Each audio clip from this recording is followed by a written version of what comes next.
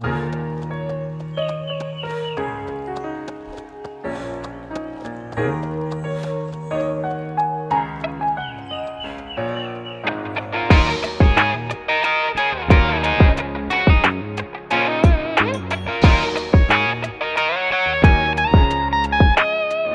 monde de la course. Bienvenue au monde de la course. Sans plus tarder, je tiens à commencer cet épisode tout d'abord en donnant un gros remerciement à tous les supporters du monde de la course, incluant les fidèles supporters Patreon. Merci beaucoup à nos Patreons or, c'est-à-dire Gabriel Côté, Tristan Garcia, Karine Marcoux ainsi que Danny Litwin. Aussi un gros merci à Catherine. Oui, merci. Un gros merci à Catherine Gagné, notre Patreon mécène. Allez suivre ses entraînements sur la page Facebook CGKin. Et un gros merci aussi à tous les Patreons anonymes. Il y a certains Patreons qui demandent l'anonymat ou qui ont juste dit pas besoin de dire mon nom. Ils sont quand même nombreux. Donc, merci à vous tous, sans vous nommer. C'est très apprécié. Puis merci aussi à ceux qui nous écoutent et qui commentent et qui nous envoient des sujets de conversation. Ça aussi, c'est très le fun. On aime toujours interagir avec vous puis avoir des sujets à discuter. Donc, gênez-vous pas, écrivez-nous sur Facebook, sur Instagram et compagnie. Pour commencer cet épisode, tout d'abord, je vais faire une petite correction. On avait parlé d'une étude de souliers qui comparait des souliers highly cushioned avec beaucoup de coussinage. Donc, c'est pas écrit spécifiquement, mais on s'entend que c'était probablement des Alpha Fly ou des 4%, ou les Next Percent maintenant de Nike. Et qui était comparé à des souliers plus classiques, un peu plus lourds, les souliers plus classiques. Les souliers avec haut coussinage étaient plus légers. Mais la grosse différence était surtout la quantité de coussinage. Ils étaient beaucoup plus épais, les highly cushioned shoes. Donc plus épais, plus légers. Les autres plus minces et plus lourds. On avait mentionné que c'était un test qui était seulement un test en descendant. Puis on se demandait pourquoi juste comparer ça, pourquoi juste comparer en descendant. C'est sûr que c'est intéressant de voir quand les muscles sont détruits, de voir c'est quoi l'effet, parce que faire des descentes, ça détruit les muscles.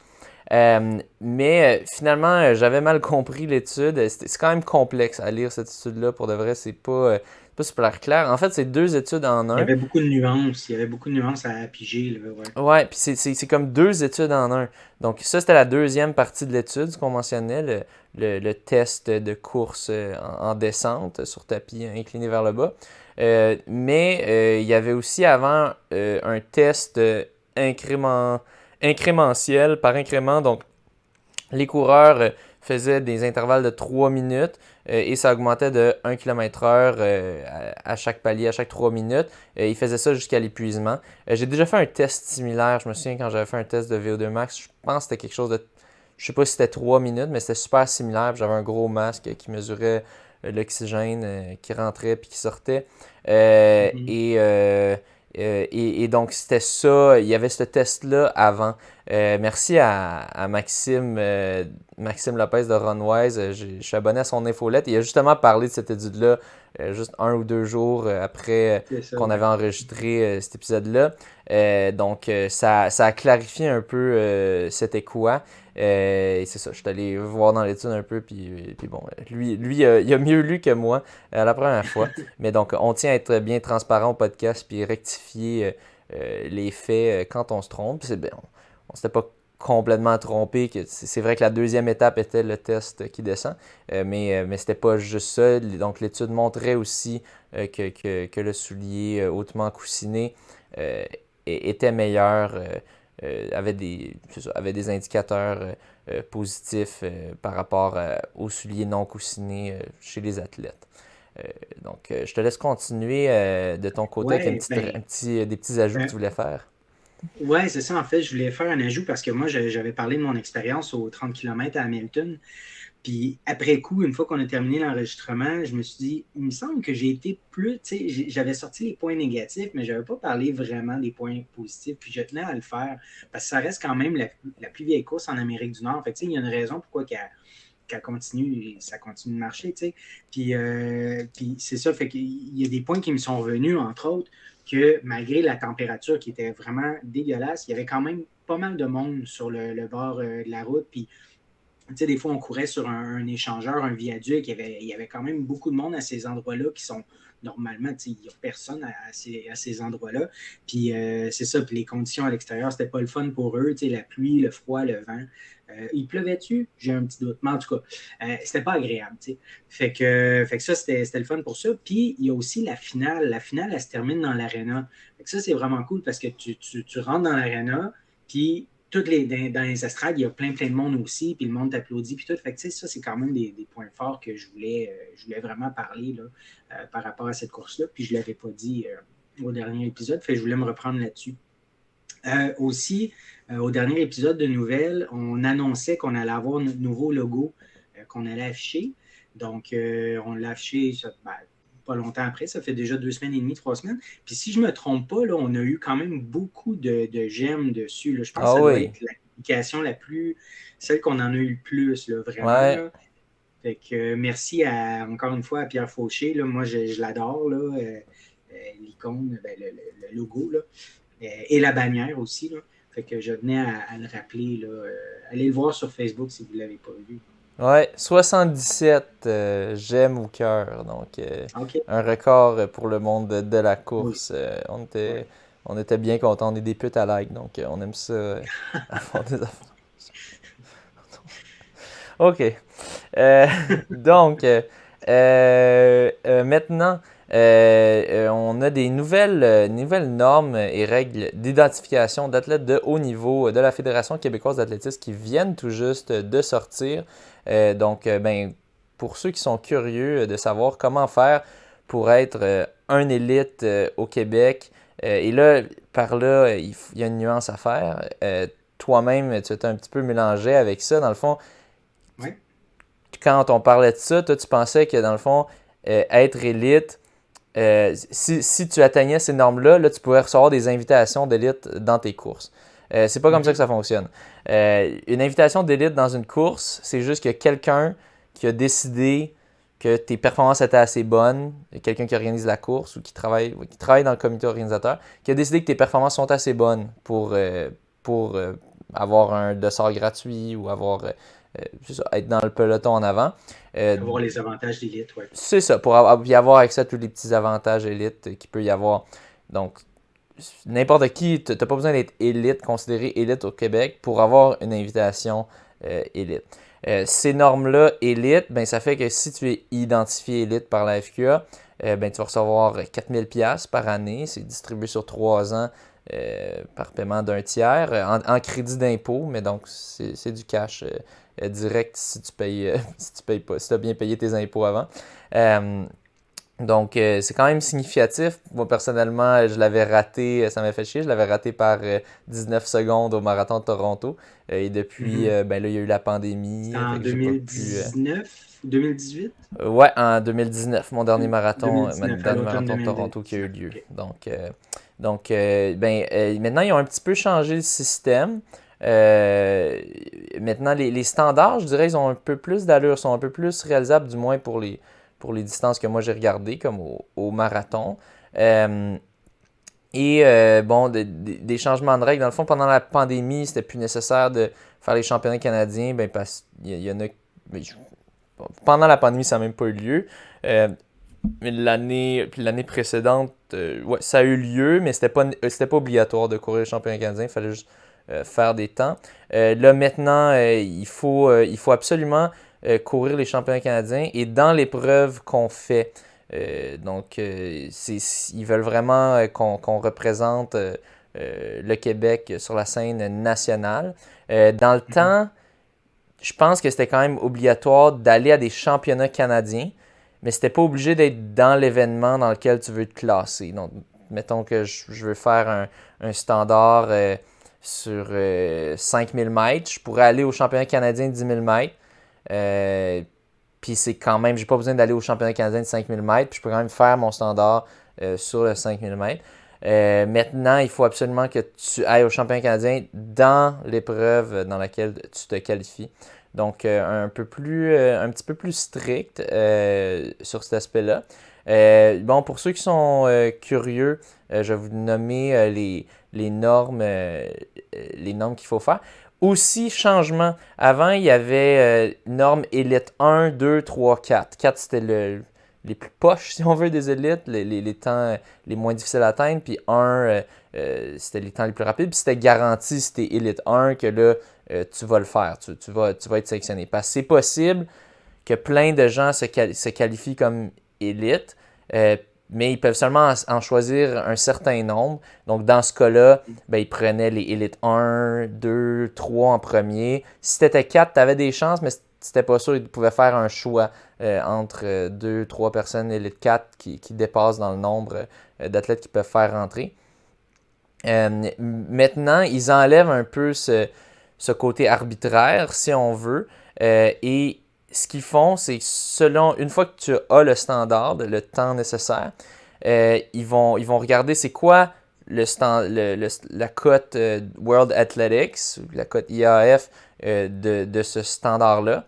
Puis ils vont faire la différence avec le temps effectué. Donc, disons que, par exemple, on va regarder pour moi, mon standard homme pour un 5000 mètres, j'aurai 29 ans à la fin de l'année, parce qu'on regarde l'âge à la fin de l'année, le 31 décembre 2022. Ce serait 14,08,17. 14 minutes, 8 secondes, 17 centièmes.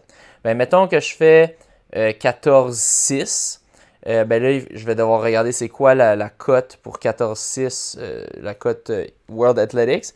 Je vais faire la différence. Ça va me donner un pointage. Ça me donne cette différence entre les points. Donc, disons que c'est, je sais pas, mettons que c'est 14,08, c'est 1050, puis que moi, je fais une performance de 1075, ça me donne 25 points. Puis ils vont regarder c'est qui a le plus grand nombre de points. Il y a aussi des bonus de points qui peuvent être faits en fonction de si on atteint un top 8, je crois, au Canada. Si tu termines premier, ça c'est pour le senior, si tu termines premier au championnat canadien, tu reçois 25 points bonus, deuxième 20 points, troisième 15 points, quatrième 12 points, cinquième 10 points, sixième 8 points, septième 6 points et huitième 4 points. Donc ça bonifie quand même beaucoup si tu réussis à faire ça. Et il y a aussi, je pense, c'est 10 points bonus pour un record personnel, si je me trompe pas. Oui, c'est ça qui est indiqué. Ouais, c'est ça, 10 points personnels. Donc, puis 5 points si c'est égalé. 5 points si égal. Ouais. Donc, c'est tout nouveau de cette année. Avant, c'était plus comme les gens décidaient entre eux dans la FQA. Là, maintenant, ça va être vraiment peut-être à moins d'une égalité de points. Dans le fond. Pardon? C'est plus objectif, il y a moins de subjectivité là-dedans. C'est ça. C'est plus objectif. De même, on peut pas mettre le blâme sur c'était pas juste comment ça a été choisi. Je vais dire les standards, les normes. Je vais les dire pour les 30 ans, disons. Okay. Ouais. Parce que dans le fond, ça varie selon l'âge. On mettra les liens pour ceux qui veulent regarder ça. On mettra le lien qui mène à tous ces tableaux-là où on peut voir. Mais je vais dire pour 30 ans, juste pour donner une idée aux gens. On va dire 24 ans et moins, puis 30 ans. T'sais. Donc, disons, on va dire le 5000, le 10 000, le demi, puis le marathon. Donc, chez les femmes, si tu as 24 ans et moins, en date du 31 décembre 2022, au 5000 mètres, c'est 17,04,27. Au 10 000, 36 minutes 01, 77 centièmes. Au demi-marathon, 1h19, 56 secondes. Et au marathon, 2h51 et 17 secondes. Et si tu as 30 ans, au 5000 mètres, ça te prend un 16,49,42. Au 10 000 mètres, 35,24,6. au demi-marathon, 1h17, 43 secondes. Et au marathon, 2h45 et 20 secondes. Si on regarde du côté masculin, oui, Je vais y aller tout de suite avec mon point là-dessus. ouais, Ça s'applique aussi aux hommes, mais quand on regarde la colonne 35 ans et plus, le temps est encore plus bas. oui, Donc, est-ce que c'est parce que il pousse plus pour avoir des plus jeunes? Parce oui. que, à 35 ans, tu vas courir moins vite qu'à 30 ans, Non, pas nécessairement. non? Tu Ben, peux peut-être peut-être un marathon, petit peu mais t'améliorer, mais c'est vrai que c'est ça. C'est qu'ils veulent des plus jeunes, en fait. Et parce OK. que si tu n'as pas atteint le temps ou si tu es vraiment proche du temps, mais pas tant, puis tu as 34 ans, ben il y a moins de chances, tu as moins de chances de t'améliorer qu'un gars de 28, 29, 30. Fait qu'ils Tu sais. vont donner, c'est ça, beaucoup plus la chance à des plus jeunes. Ouais, Parfait. tout à fait. OK. Puis c'est ça, ils limitent à 35 ans. À partir de 35 ans, c'est là que ben là, Parce que, les temps sont par pas plus exemple, rapides. côté femme, 35 ans et plus, demi-marathon, c'est une 16,56, puis à 30 ans, une 17,43. Fait que, il faut que tu t'améliores de 50 secondes. C'est quand même. Ouais. C'est ça. Ouais. Ouais. Puis c'est ça. Du côté masculin, disons 24 ans et moins, qui est le standard senior le plus bas, le plus facile à atteindre. Donc 14-18.92, 10 000 mètres 30-13.48, demi-marathon 1h06-21 et marathon 2h23 4 secondes. Et pour 30 ans, on a au 5000 mètres 14,06,66, au 10 000 mètres 29,48,03, au demi-marathon 1h05 et 18 secondes et au marathon 2h20 et 30 secondes. Donc les standards sont moins difficiles qu'avant.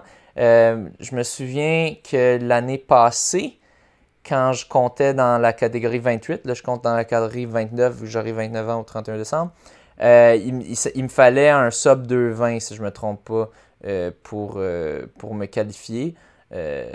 Donc c'était un peu plus difficile. Je ne sais même pas si tu apprenais en pas de 2h18 quasiment. Je ne suis plus trop sûr, mais c'est rendu un petit peu plus facile. Par contre, c'est ça, ce qui va compter, c'est aussi la différence de points que tu as entre le standard puis le temps que tu fais, parce que ça se peut qu'il y ait plus de gens qui se qualifient à cause de ça. Donc, il faut que tu réussisses à avoir un plus grand écart entre ton temps de qualification puis le temps requis.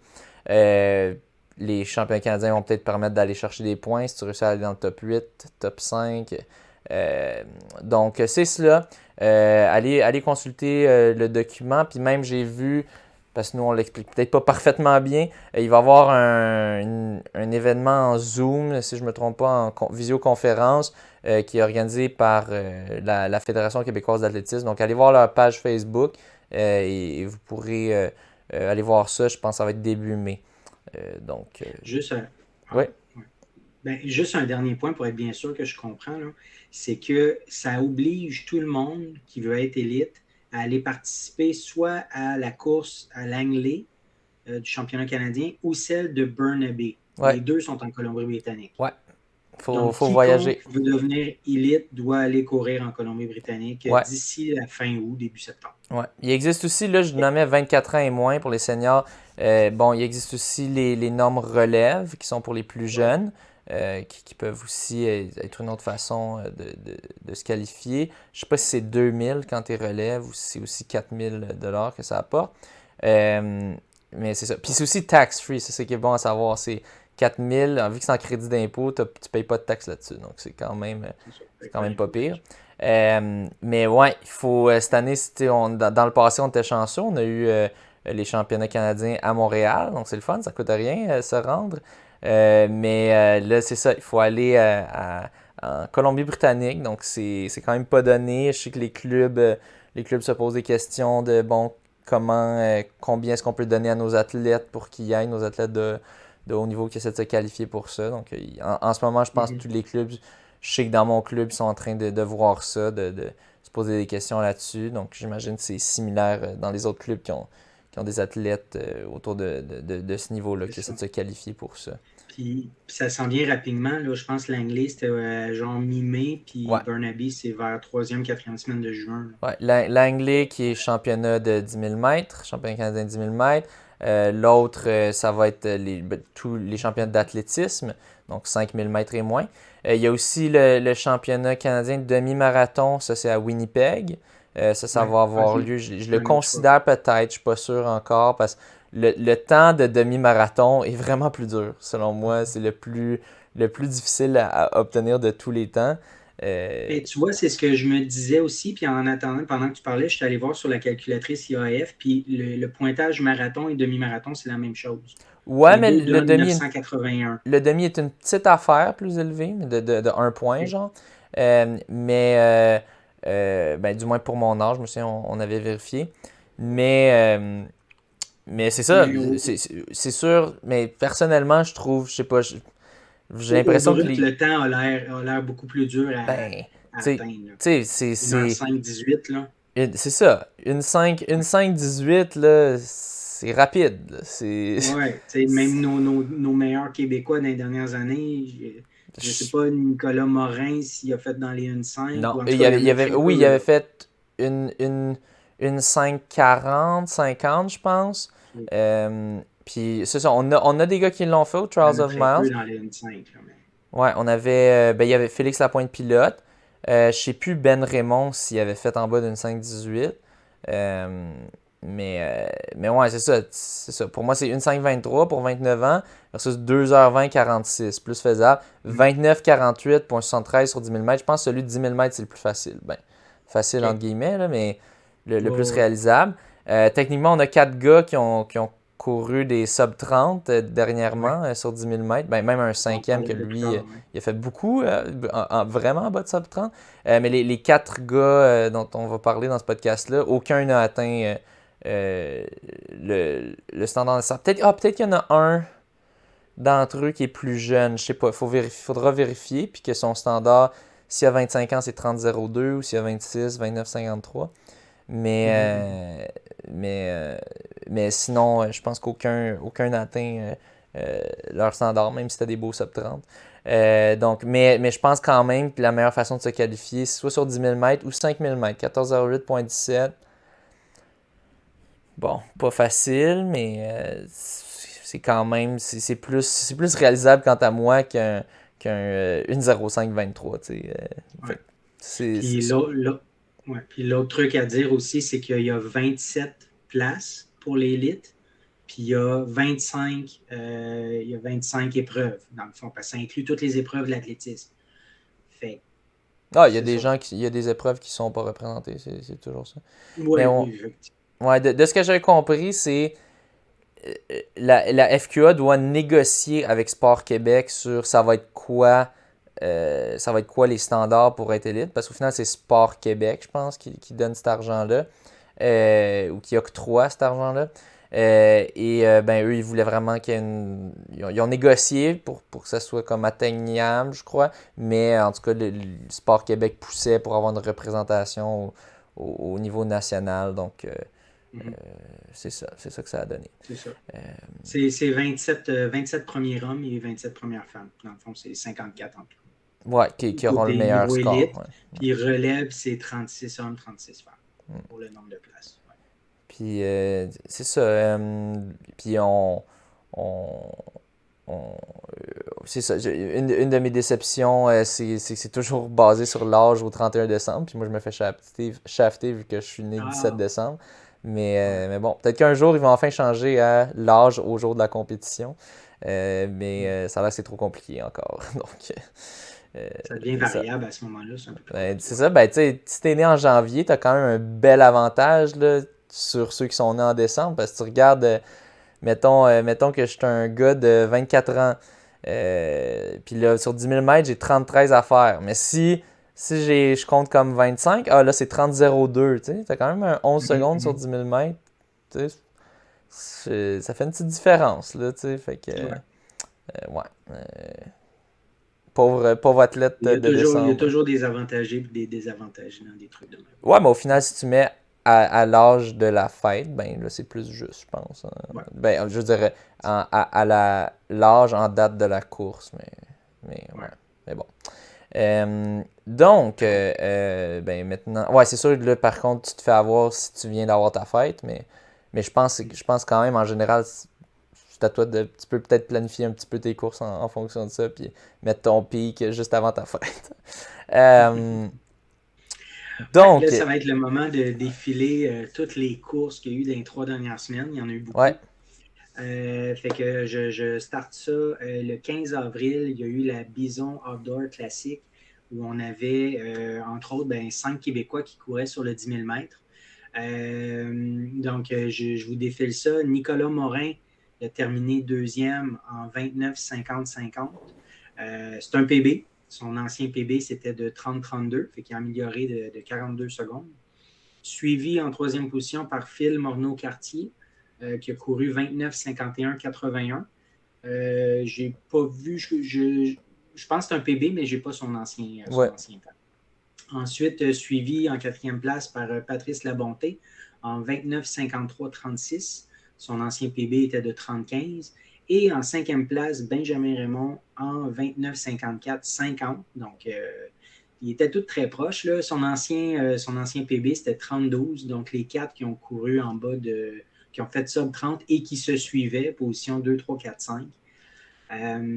Puis finalement, David Girardin qui a terminé 18e en 30, 13, 37. Donc, Puis je me retire, je pense peut-être Nick Morin l'a eu, parce que là je vois c'est 29,50,83 pour 27 ou 28 ans. Puis lui il a fait 29,50,50. Mais s'il OK. compte comme 29 cette année, là il l'a pas, qui est 29,48. Mais s'il compte comme qu'il a 28 cette année, donc le 29,50,83, il l'a. Donc peut-être qu'il l'a. On va voir. Si là, j'imagine qu'il va peut-être aller au championnat canadien de 10 000 mètres pour pouvoir se qualifier de cette façon-là. Ouais. Puis ouais, Philippe Morneau-Cartier qui est. En fait, j'ai vu que c'est un record personnel, mais ouais, qui est toute une performance de sa part. Là. Je sais pas c'est quoi son ancien, mais je pense qu'il a battu de quand même beaucoup. Pat Labonté qui s'en va sub 30, Ben Raymond aussi sub 30. J'imagine que Nicolas Morin voulait peut-être un peu plus. Si on se base sur son temps de demi-marathon qu'il a réussi à faire. Mais bon, c'est quand même au moins il a réussi à concrétiser le sub 30. Mais j'ai l'impression qu'il devait viser peut-être 29-40, OK. 29-30, si on se base avec la dernière discussion qu'on avait eue avec lui. Mais bon, J'ai pas noté la course à s'est gagnée à combien le premier, je ne sais pas quel temps qu'il a fait. David Girardin, il est plutôt jeune, lui, d'après toi. Ouais, je pense qu'il y a quelques Parce années de que, moins que moi. Là, il doit être OK. 25, 26, 27, là, Ah, peut-être. OK, parce que son 30, 13, 37, il passerait s'il était 24 et moins. Je Donc, sur pense 10 pas. 000 mètres, là. Non, Ouais. OK. Mais peut-être je me Good. trompe. C'est ça, on ne sait pas. Ouais. Même journée, il y a eu la Brian Clay Invitational qui était en Californie. La Bison Outdoor Classic, c'était en Pennsylvanie. Je ne sais pas quelle ville exactement. L'autre, c'est ça, en Californie. On avait quelques Québécois là-bas. Il y a William Paulson sur 1500 mètres qui a terminé deuxième en 3:33,97. C'est un pointage de 1189 Énorme. IAF. Ouais, c'est un PB. Son ancien, c'était 3 minutes 35-42. Fait que c'est un PB par 1 seconde et demie. C'est beaucoup sur Son, 1500 mètres. oui, oui. Puis il l'avait fait en 2021, là, il y a peut-être 6 mois, 9 mois. Donc, c'est très fort. Sur la même course, il y a Cameron Proseviat qui a terminé. Lui, c'est un Canadien, là, pas québécois. Oui, il ne s'entraîne pas au Québec. Il a terminé quatrième en 3:36,80. 1150 sur IAF. Lui aussi, c'est un PB là, de 50 centièmes sur 2021. Mais Puis, lui a récemment fait, on l'avait mentionné, il avait fait j'avais toute mentionné. une performance au mile. Je pense qu'il avait fait autour de près de 3,50, quelque chose du genre. Je vais aller OK. retrouver ça pendant que tu dis l'autre. OK. Puis on a Kevin Robertson qui a terminé 7e en 3 minutes 40-29. C'est 1103 quand même sur le pointage, mais c'est pas un PB. Il avait fait 3,39,40, donc il avait fait 70 centièmes de mieux l'année passée. Mm-hmm. Il avait fait 3,52,54 qui était un national record canadien. Et qui était comme puis c'était quasiment c'était quasiment un record de tous les temps, un record canadien incluant la piste extérieure. Il y avait juste, je pense, une ou deux performances devant lui. Donc c'est très impressionnant vu qu'un mile extérieur, ben, c'est plus facile d'aller vite vu que tu as moins de courbes à faire. Donc en général, c'est plus rapide, mais là, lui, dans son cas, ben, il a réussi à. Je pense qu'il manquait juste. Il était 3e ou 4e de tous les temps si on inclut les résultats extérieurs. Donc, très impressionnant. Puis sur le 1500 mètres féminin, il y a Simone Plourde qui a terminé 4e en 4,16,71. Elle a terminé à 65 centièmes de son PB, quand même 1075 là, sur IAF, pointage IAF, donc c'est quand même une très bonne performance. Mm-hmm. Le 16 avril, le lendemain, il y avait la 62e la Annual MT Sac Relays. Mount Sac. MT, c'est quoi? Mount. MT? Mount, OK. Sac Relays. 10 000 mètres, Elissa Legault en 34 minutes 07,68. Elle a terminé 9e. C'est un PB pour elle. Son ancien, c'était de 34,21. Donc, elle l'a amélioré d'à peu près 14 secondes sur celui de l'année passée. Je sais pas. Je pense qu'elle mentionnait sur les réseaux sociaux qu'elle était quand même contente de faire un PB. Mais tu sais, on regarde à la salle, elle a fait 34,39 aux 10 km de la salle. Qu'elle était pas mal toute seule. Peut-être qu'elle a couru avec certains gars, mais bon, elle a fini 7e, donc il n'y avait pas tant de gars avec qui courir. Puis il faisait très venteux. Ça, c'est la course que tu as participé aussi. Oui, que j'ai gagné, mais comme en 32-30. Donc, tu sais, j'étais loin de mon record personnel. Puis, tu sais, je m'attendais pas à un record personnel non plus, là, mais tu sais, j'ai quand même poussé un petit peu, essayé de faire un temps respectable, tu sais. Puis, donc, selon moi, c'était pas une journée rapide, c'est une journée que tu pouvais retrancher probablement une minute à ton temps si tu avais des meilleures conditions. Donc, moi, je me serais plus attendu à elle, tu sais, qu'elle aille sub 34, tu sais, autour de peut-être 33, 40 sur 10 000 mètres. Là, elle a fait 34,08. Donc, j'imagine peut-être qu'elle aurait... Est-ce qu'on sait les conditions là-bas? De quoi ça avait l'air? Je sais pas. Je sais pas. En général, c'est beau. Puis j'imagine qu'elle l'aurait mentionné si c'était dégueu. Mais attends, je vais aller voir sur son Instagram tantôt pendant que tu me diras les prochains résultats. Mais j'imagine peut-être que c'était peut-être son objectif B. Puis qu'elle aurait peut-être aimé un peu plus, surtout quand tu voyages autant pour faire une course de 10 000 mètres. C'est encore pire quand c'est un 5 000 ou un 1500, mais quand même, ça fait beaucoup de voyagement. Mais bon, au moins, elle va dans la bonne direction. Peut-être que c'est pas son objectif de saison encore, puis que c'est pour avoir un season opener. Mais bon, c'est mes impressions que j'ai en me basant sur ces temps récents. Mm-hmm. La même journée, le 16 avril, à Boston, il y avait un 5 km route où Charles Philibert Thibouteau participait. Il a fait un 13,35. C'est un record canadien pour un 5 km sur route. L'ancien record canadien, c'était de 13 minutes 36 secondes. C'était Paul William en 1986. Donc, Charles l'a battu d'une seconde. L'ancien record québécois, c'était 13,55 en 2005 de Paul Morrison, donc un 20 secondes de mieux. Énorme. Il a terminé en première place. Naturellement, c'est un PB aussi là, pour lui. Avec un record canadien, c'est un PB. Ouais. Donc, c'est très, très fort. Grosse performance. C'est ça, c'est le fun de voir des élites de pistes aller sur la route parce qu'ils peuvent faire des grosses performances quand c'est le temps de ça. Je suis allé voir sur l'Instagram de Elissa Legault et bon, elle mentionne finalement que c'est pas exactement ce qu'elle voulait dire.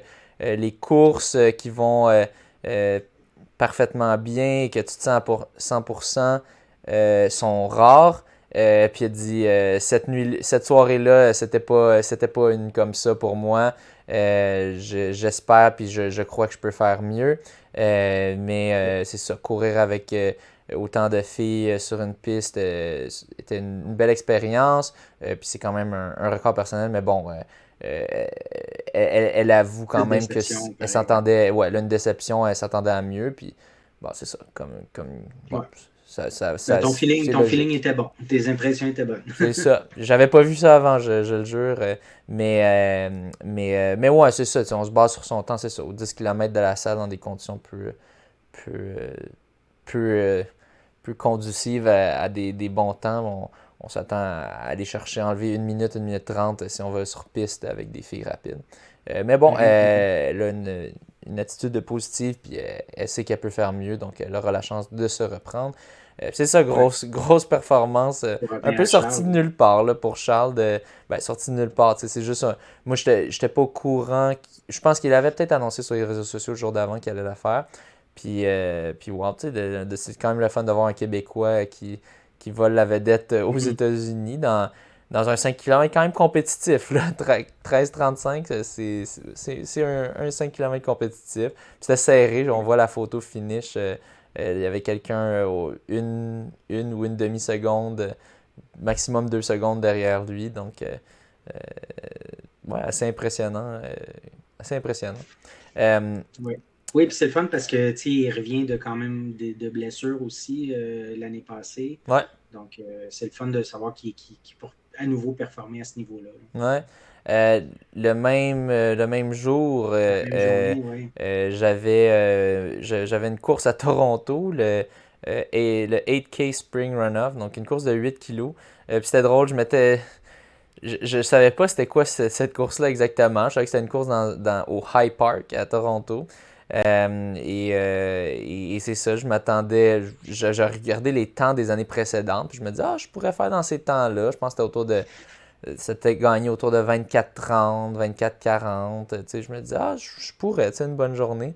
Tu sais, j'ai un record personnel de 30-20 ou 30-22 sur 10 kilos. Donc, c'est quasiment du 3 flat, de 3 minutes pile du kilomètre. Donc, si je suis capable de maintenir ça juste pour 2 km de moins, je pourrais gagner ou je pourrais finir. Tu sais, je m'attendais à finir dans le top 3. J'avais vu qu'il y avait quand même une grosse montée à la fin. Finalement, c'est un parcours, s'il y en a qui ont déjà fait le 8K Spring Runoff, vous saurez de quoi je parle. Pour ceux qui l'ont jamais fait, c'est pas un parcours facile. Oui, c'est toujours de l'asphalte, mais tu dois faire 2 fois des grandes montées. Tu as aussi des grandes descentes, mais pour de vrai, ça équivaut pas. Le coût qui vient après avec les grandes montées. On revient au même point que le point de départ. Donc, toutes les descentes qu'on fait, on les remonte. Puis bon, finalement, je pense que ça m'a donné quelque chose comme 25-30. Puis cette année-là, c'était quand même très compétitif. Donc, c'était la première course du circuit du Canada Running Series. Dans lequel j'espérais essayer de me classer, peut-être faufiler 3e, 4e. Puis je pense pas que ça va être pour cette année. La compétition est élevée. Ça a été remporté par Jeremy Kugler. Un temps, je pense, autour de 23-40, quelque chose du genre. C'était vraiment rapide cette année. En plus, là, je me suis un peu fait avoir, si on veut. Mais aussi, j'imagine, il y a plein d'athlètes qui ont décidé de le faire parce que il y avait pas tant d'autres courses. Puis enfin, c'est le retour aux courses. Donc, ouais, Jeremy Kugler en 23-37. Puis le deuxième a été Lee Wisselius en 23-48. Lee Wisselius, dont on va parler un peu plus tard. Il y avait aussi Kyle Grieve en 24-06. Puis Kevin Coffey finalement en 24-41. Mais c'est ça, c'était des temps. Le niveau est très relevé, puis ça a été des temps vraiment plus rapides que les années précédentes. On m'avait dit aussi peut-être que les années précédentes, les conditions étaient moins bonnes. Mais ouais, je me suis un peu fait avoir par surprise. Moi qui comptais peut-être me glisser dans le top 3, j'ai fini 10e. Donc j'ai réussi à squeezer dans le top 10. J'ai ramassé. Ouais, j'ai rattrapé 2 gars dans la dernière montée. Mais ouais, ça a été Ouais, ça a été rough. Je me souviens, je suis parti, puis là, je vais à comme autour de 2,50, je pense, le premier kilo. Il y a un peu de descente, mais quand même. Puis j'étais au premier kilo en 2,50, j'étais comme 20-30 mètres derrière les leaders. J'ai fait comme, OK, non, ça va pas, ça va pas être super. Fait que c'est ça, je me suis un petit peu accroché, c'était pas trop cool, mais c'est bon, c'était une expérience. Puis c'est ça. C'est ça. C'était une belle expérience. Je suis aussi resté dans un, Tu veux parler de cette expérience-là Oh aussi? my god, Vas-y, je te pose la question. pour ceux qui me connaissent, je suis quand même très. Je fais attention à mes dépenses. Donc là, bon, pour me rendre, j'ai fait du Pour ne pas dire covoiturage. cheap, là. Quoi? Pour ne pas dire cheap. Oh, oui, c'est ça, en d'autres mots, là, mais tu sais, quand même, des fois, je suis pas tout le temps cheap, mais en tout cas. C'est ça, j'ai fait du covoiturage pour l'aller, fait que ça m'a payé le gaz un peu, parce que c'est moi qui conduisais, et le retour aussi. Puis je suis resté dans un endroit qui s'appelait la Parkdale Hostelry, qui est dans le fond une auberge jeunesse, mais ouais, j'ai déjà été dans des auberges jeunesse, mais celle-là, ça semblait comme être auberge jeunesse slash refuge, refuge pour sans-abri un petit peu. Fait que c'est ça, j'ai été comme un peu surpris. J'ai comme, quand j'étais allé pour dormir, il y avait comme un dude qui ronflait sans bon sens. Fait que, bon, en tout cas, j'ai réussi à m'endormir pareil. Mais ouais, j'étais un peu stressé. Fait que, ouais, c'était pas cher, c'était comme 48$ la nuit. Mais avoir su, je pense que j'aurais payé 80-90$ pour avoir de quoi d'un peu moins stressant comme place. Mais bon, c'est ça. T'étais proche du départ? T'étais vraiment... Ouais, ben dans le fond, apparemment, quand je me rendais dans la ride, je jasais avec une autre des personnes que je conduisais là, sur Amigo Express. Et cette personne-là, là, je dis, ouais, je reste dans le coin de Parkdale. Puis là, elle me regarde avec des grands yeux, genre. Puis là, je suis comme, ben quoi? Puis elle est comme, ouais, c'est tout un neighborhood, genre. Fait que c'est comme, ça a l'air que c'est un. J'ai regardé après, ça a l'air que c'est comme reconnu comme l'endroit qu'il y a beaucoup de junkies, de monde qui se pique, puis tout ça. Fait que. Puis pourtant, High Park, qui est juste à côté, c'est comme un endroit, si on veut, un peu riche, bourgeois. Puis dès que tu vas au nord de High Park, c'est très riche, puis tout ça. Donc, un drôle de contraste. Mais ouais, au moins, j'ai pu me rendre en courant au départ de la course. Même, j'étais arrivé seulement 40-45 minutes avant la course. Donc, j'étais un peu dernière minute dans mon affaire. Mais bon. Fait qu'il y avait quand même quelques kilos de... T'étais pas à côté du départ. Non, j'étais pas à côté. J'étais à 3,5 Ok. kilos. Là, fait que, OK, là, c'était prévu ouais. que tu allais faire ton échauffement, dans le fond, pour te rendre. Ouais, c'est ça. Je prévoyais marcher, puis là, finalement, ça, j'avais tout un setup de où est-ce que j'allais me parquer, puis là, ça a été un peu tout rebalancé, parce qu'apparemment, à Toronto, t'as pas le droit de te parquer plus de 3 heures à un endroit. Peu importe que ça soit légal selon les signes ou pas, c'est toujours illégal, c'est juste une règle, comme t'as pas le droit de tourner ses feux rouges à Montréal. Donc, là, j'ai réalisé ça là-bas. Puis là, je me suis dit, OK, je vais rester à mon petit parking spot dans un endroit résidentiel que tu n'as pas le droit de parquer de minuit à 7 heures en espérant que personne me stoule. Puis finalement, je me suis fait stouler. Mais ça a coûté juste 30$. Mais bref, c'est ça. C'est un petit setup. Mais bon. Tu as payé 48$ pour ta nuit. Fait que, ouais, c'est ça. Fait que, mais bon, au final, j'ai juste dépensé quelques dollars si je compte avec l'argent que j'ai fait avec l'Amigo Express. Bon. Mais c'est ça, c'était une drôle d'histoire, cette course-là.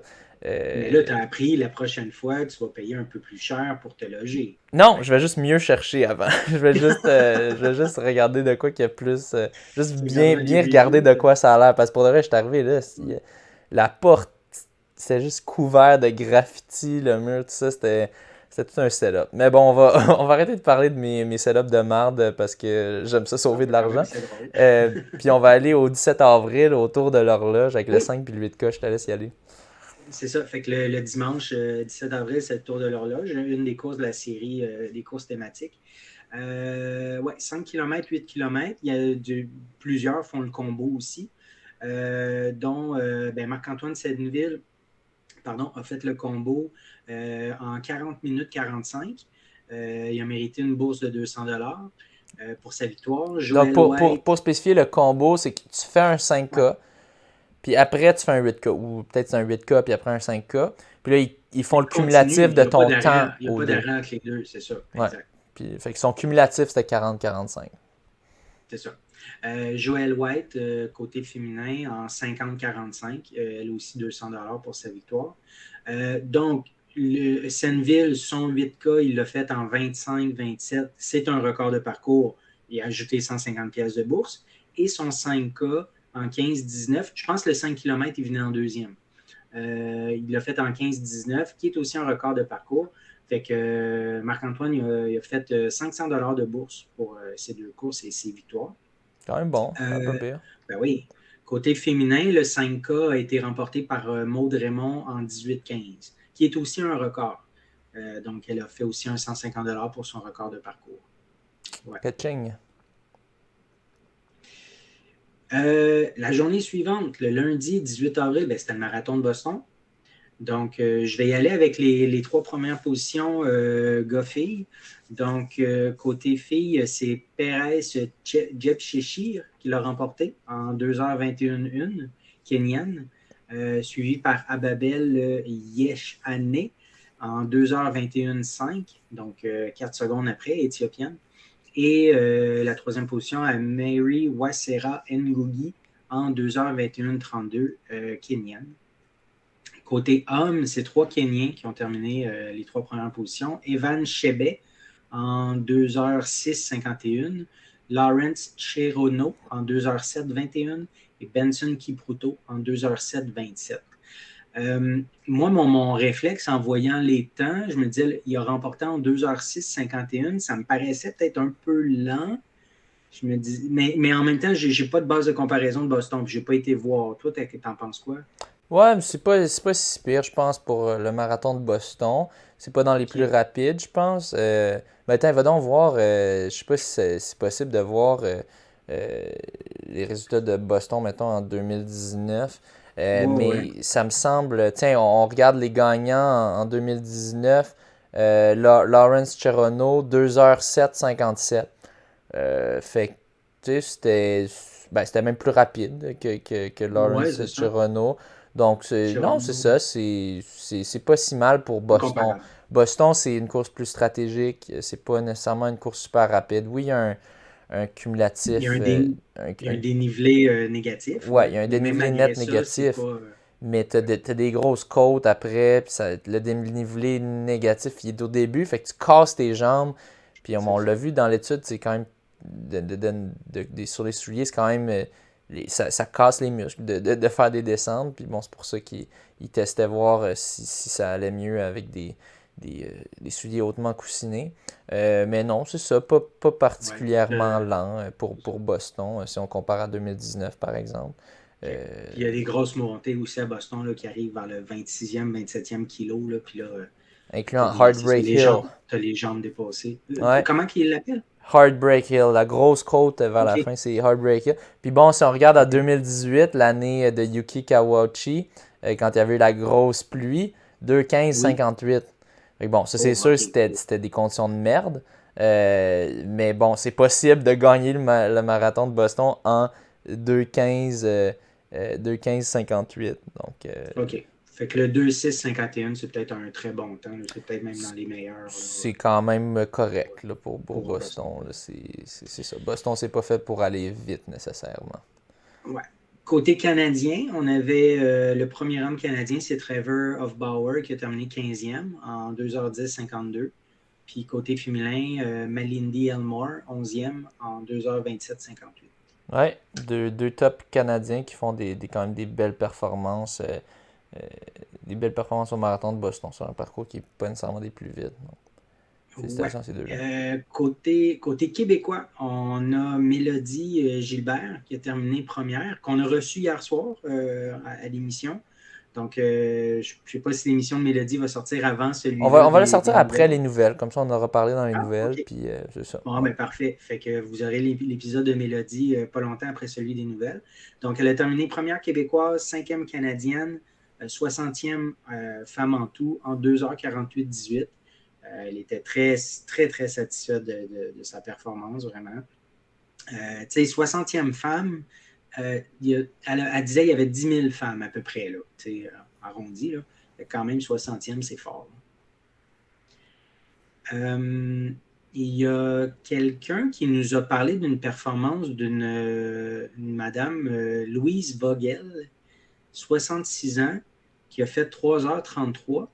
Puis là, on a vérifié sur une calculatrice là, de Age Calculator, puis ça vaut 2h32 quand même. Pour Donc une à femme? 66 ans, oui, pour une Wow. femme. Oui, 2h32 femmes. Oui, oui, oui. C'est solide, là, Ouais. ça. Très, très, très, très solide. Ah, oui, ok, je parlais d'elle, mais j'ai sauté nos premiers Québécois. Oui, masculin. Danny Racine, ouais. Danny Racine qui a terminé en 2h30-50. Il a terminé 149e, puis il était suivi là, de pas trop loin par David Savard-Gagnon en 2h31-18, qui a Oui. terminé 159e. Donc, Danny Racine, l'entraîneur de Citius, si je ne me trompe pas. Citius, c'est ça. Puis, un de mes anciens compétiteurs, on a souvent compétitionné contre. Puis aussi, Mhm. David Savard-Gagnon, qui est là depuis longtemps. Il a déjà gagné le Marathon de Montréal. Je m'en souviens. À mes Ouais. débuts, je me souviens, je regardais les résultats, puis là, je voyais cette équipe. J'étais comme, waouh, ce gars-là, il a gagné le Marathon de Montréal dans les années qui n'invitaient pas les élites internationaux. Donc, ouais, un gars de Baie-Saint-Paul, David Savard-Gagnon. Donc, parce Ouais. qu'il part. Puis, Je le sais parce que dans le fond, j'avais un chalet aux éboulements. Puis, ah c'est ouais. ça que je reconnais quand on voit Baie-Saint-Paul. Puis, je sais que j'avais déjà regardé pour faire le marathon de l'île aux Coudes. Puis, lui, il le faisait comme presque tout le temps vu qu'il est de ce coin-là. Donc, Ok. ouais. Mais ouais, Louise Vogel, qui est bon, quand même connue chez les coureuses vétéranes de la Beaucoup de FQM. marathons, là. Elle a fait beaucoup de marathons. Ouais, puis c'est ça. Ça vaut un 2,32 féminin qui est ben, plus rapide techniquement que ce que fait Mel. Mel, elle a fait 2,33. Mélanie Mirand, qui est notre Mhm. meilleure québécoise dans les dernières années sur marathon. Donc, c'est quand même une belle performance relative à l'âge. À 66 ans, faire 3h33 pour une femme très solide. Très, très, très solide. Donc, Ouais. merci à Edith Savard pour le partage de cette info. Yes. Puis bon, ensuite Puis, à Virginia Challenge. ouais. Le 22 avril, Virginia Challenge à Charlottesville, c'est un 10 000 mètres. C'est Perry McKinnon qui a terminé 10e, mais quand même en 29-11-46. Ouais, Donc, un gros PB parce que énorme. son ancien, c'était 29-44 en 2020. Donc, il a amélioré ça de 33 secondes. Wow. Ouais. Puis c'est ça, une course très relevée. Là. Tu mentionnes, on voit dans nos notes, le premier a gagné ça en 28-34 et 41 centièmes. C'est Mais ça. c'est ça, je pense qu'il est quand même très content. Je pense qu'il y avait Éric Fournier qui avait mentionné, il y avait écrit avant la course, puis il disait qu'il visait 29-30. Donc, il est quand même allé chercher 19 secondes plus vite que son objectif. Donc, en pleine forme. C'est un athlète qui s'entraîne avec une université de la NCAA. Je pense qu'il est avec Cornell. Je crois que c'est avec Cornell qui fait ça pendant qu'il étudie dans les sciences, je pense que c'est les sciences de l'agriculture, si je ne me trompe pas. On l'avait déjà reçu au podcast. Allez écouter son épisode. Je pense que c'était autour Mhm. des 68, 67 peut-être. Mais C'est super l'été dernier, on sympathique. l'avait reçu chez toi à Ouais, l'extérieur. Ouais. exactement. Donc, super sympathique.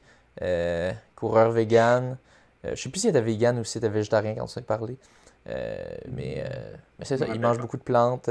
Il avait travaillé un petit moment pour Gusta, puis là, il m'avait fourni des caisses de Gusta comme difformes, si on veut, là, comme qui peuvent C'est pas quoi Gusta? vendre. Je Là. connais pas. Ouais, les saucisses Gusta, des saucisses vegan. Ah, Il y en a sûrement plusieurs qui ok, connaissent ok. ça.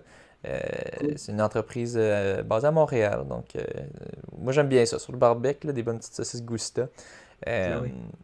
mais c'est drôle. Je suis allé voir, une petite parenthèse, je suis allé voir un spectacle. C'était. Euh, oh mon Dieu, j'ai oublié, le nom me sort de la tête. Euh, ok, ben, quand ça me reviendra, je le dirai. Il y avait une joke, l'humoriste, il faisait une joke. Ah oui, c'était Simon Gouache, voilà. Puis c'est au début de son show, il dit, genre, il faisait une joke, c'est vegan. Puis là, oh, il dit, ah, je pourrais faire des jokes, c'est vegan, comme que leur saucisse vegan, c'est comme des condoms remplis de humus. Puis c'est vrai que leur saucisse ressemble un peu à ça. Genre, ben juste comme l'emballage a l'air un peu comme. Mais c'est bon, là, ça se mange très bien. Mais à cause de ils ont comme un emballage transparent que t'enlèves avant ou quoi, puis que c'est vrai que ça ressemble un peu à ça. En tout cas, j'avais trouvé ça bien Ouais. drôle. Bref, petite parenthèse super pertinente. Mais Mais ouais. en même temps, quand tu penses à l'emballage des vraies saucisses, c'est des boyaux des boyaux d'intestin ou je sais pas trop, là, c'est quand même pas mieux. Fait que. Ouais, non, je sais. Mais c'est vrai que le look, en tout cas, on dirait un peu ça. Ah Mais en ouais. tout cas, c'est ça. Une bonne blague de Simon Gouache. Allez le voir en show. Bon. Euh, euh, Le, le 24 avril. oui. Le 24 avril, c'était le demi Banque Scotia auquel tu as participé. Oui. Donc, on va nommer le top 10 hommes et femmes. Donc, je débute avec les femmes. Ça a été remporté par Laura Desjardins de Ouais. Toronto en 1h14-47, quand même. Suivi de Jen Darling Medley de Montréal en 1h18-9. Kim Brown de Toronto en 1h22-11. Véronique Giroux de Montréal en 1h22-24. Andréane Sans Souci, Boisbriand en 1h25-8. Janie Grandmaison en 6e place de Montréal en 1h25-12. Joanie Charland de Longueuil en 1h27-19. Alice Barbolozzi en 1h27-24. 9e position, Laetitia Dan Davino Tardy. Tardy ou tardif, on évite, je ne sais Tardif. jamais. C'est 1h28-59. Puis finalement, Karina Itzel Montoya Gonzalez en 1h29-30 Ouais. de Toronto. Ouais. Puis, bon, on va regarder aussi les hommes. Vas-y. Ouais. Côté homme, ça a été remporté par. Bon, attends un petit C'est peu, ça a pas. Lee Wesselius Lee qui était Weselius. le gars qui avait terminé deuxième, j'avais mentionné au 8K Spring Runoff en un temps. Je pense que lui aussi était sub 24, donc je savais qu'il était fort ce gars-là, puis que Oui. Donc, sa présence indiquait que ça allait aller vite. oui. Donc en 1-4-47, Ouais. Kerian ou Kieran. Kieran McDonald. Pardon? Kieran McDonald. Kieran McDonald de Halifax en 1h5-10. Kevin Coffey de Kingston en 1h6-12. Mohamed Agab de Montréal en 1h6-42. Maxime Leboeuf de Gatineau en 1h6-44. Toi, en 6e position. Hey, tu avais le dossard numéro 1, OK? Ouais. En 6e position de Montréal en 1h08-22. Jean-René Caron en 7e position de Montréal en 1h08-50. Samuel Poé Poire. de Québec en 1h10-9. Arnaud Franchini de Montréal en 1h10-27. Et Maxime Lopez de Montréal en 1h10-51. Ouais. Donc, bon, Maxime, il paissait Arnaud. Donc, pour ceux exactement. qui se posent la question, 1h10-51, c'était un entraînement. Ouais, Maxime prenait ça comme entraînement, puis il faisait la job de lapin pour Arnaud. Arnaud qui faisait sub une 11, je crois. En fait, c'est ça, ou peut-être même un peu plus lent que ça. Puis finalement, je pense que c'est autour de 15-16 kilos. Il me raconte, Maxime Lopez, ah, là, Arnaud, il m'a largué, puis il est juste parti, fait son affaire. Donc, une super course pour lui. Ouais. Et c'est ça, il y avait, dans le fond, Mohamed Agab, il était même pas, j'étais même pas au courant, c'était un ajout de dernière minute, si j'ai bien compris. C'est un coéquipier, un de mes coéquipiers, anciennement athlétisme Ville-Marie, il avait encore la camisole, et maintenant on est rendu vainqueur plus. Donc, un coéquipier, mais il reste plus en région, donc il fait moins ses entraînements avec nous, mais il est coaché par John, mon entraîneur. Il me raconte, fait cocasse, il me raconte au début de la course, juste avant, il me dit qu'il est en train de faire le ramadan, puis que, tu sais, c'est pas facile, là, tu sais. Puis il m'a raconté après la course qu'à la fin, il pognait des crampes dans ses jambes à cause qu'il était pas hydraté. Il pouvait pas boire pendant la course, assez débile. Finalement, il a quand même réussi à aller chercher une 4e position au sprint contre Max Leboeuf. Max Leboeuf, énorme performance. Ces deux-là, dans le fond, Ouais. Kevin Coffey, Kieran McDonald, Lee Weselius, le top 3, j'étais à peu près sûr qu'il allait finir devant moi. je le savais, là, basé sur leur temps. Kevin Coffey, il avait fini loin devant moi au 8K Spring Runoff. Lee Wesselius encore plus. Kieran McDonald, je sais qu'il était dans leur range. Donc, tu sais, moi, mon but, c'était de sneak dans le top 4. Mettons, aller peut-être... je m'étais dit, je vais peut-être essayer de faire une 6-12. Ça, c'était l'objectif de rêve, parce que c'est ça qui permettait de qualifier pour les championnats NACAC de demi-marathon. Bon, finalement, on part la course. Puis j'ai mené un petit peu avec le meneur. On est parti quand même assez vite, autour de 3-3-5. Je pense qu'on avait un vent de dos. C'est ça, j'ai mené peut-être jusqu'à 2-3 kilos. Puis là, moi, j'ai comme commencé à ralentir parce que peut-être mon corps était plus habitué aux 5 kilos. Là, j'en venais d'en faire un la semaine précédente à Québec. On oublie de mentionner, on le mentionnera brièvement. C'est ça, je pense que le corps était moins habitué à longue distance, moins de millage. Puis là, j'ai fait, OK, non, je vais ralentir un peu, sinon c'est ça, je vais pas tenir le rythme. Puis tous les gars ont continué. T'avais juste un gros lead pack, incluant, c'est ça, tous les gars qui ont fini devant moi, incluant Jean-René Caron. Puis là, je suis comme, mon Dieu, qu'est-ce qui se passe? Je sais pas, peut-être mon GPS se trompe ou quoi. Non, je pensais pas que mon GPS se trompait. Je me disais, bon, ils vont tout casser, c'est ça.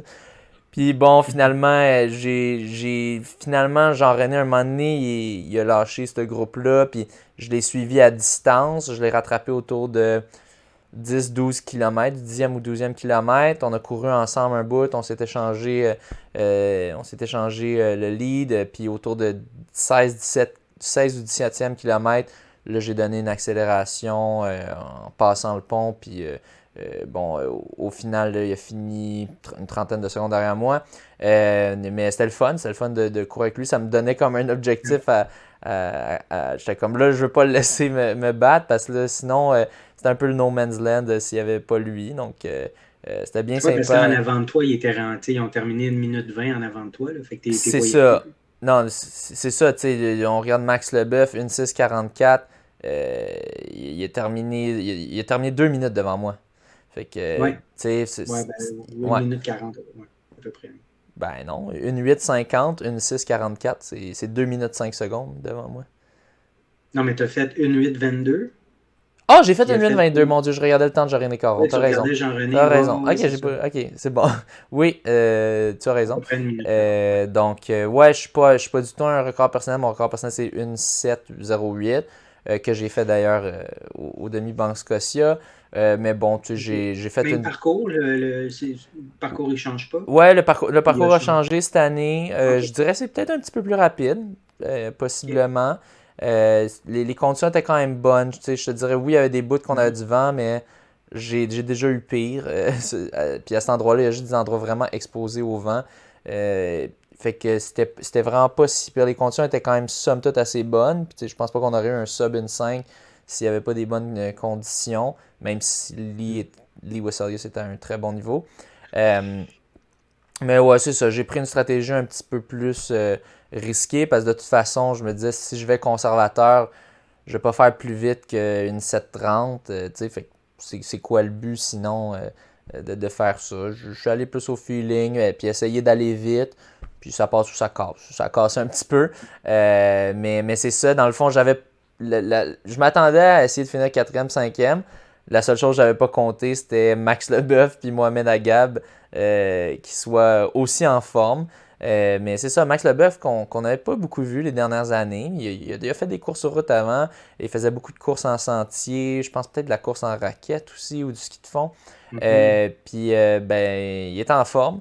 J'ai jasé un petit peu après la course. Il m'a dit qu'il pense aussi que c'est Nike, il y avait des Next Percent dans les pieds, je pense. Il pense que ça a aidé beaucoup. Du moins, c'est ça qu'il me disait. Il disait, oh ouais, là, je portais ça. Là, il avait l'air de dire que ça l'aidait.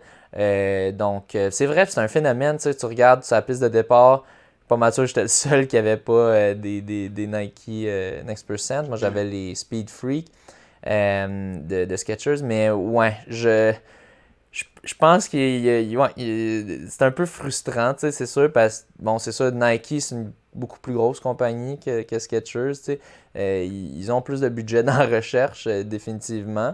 Les souliers Skechers que j'ai, c'est aussi des souliers à plaque de carbone.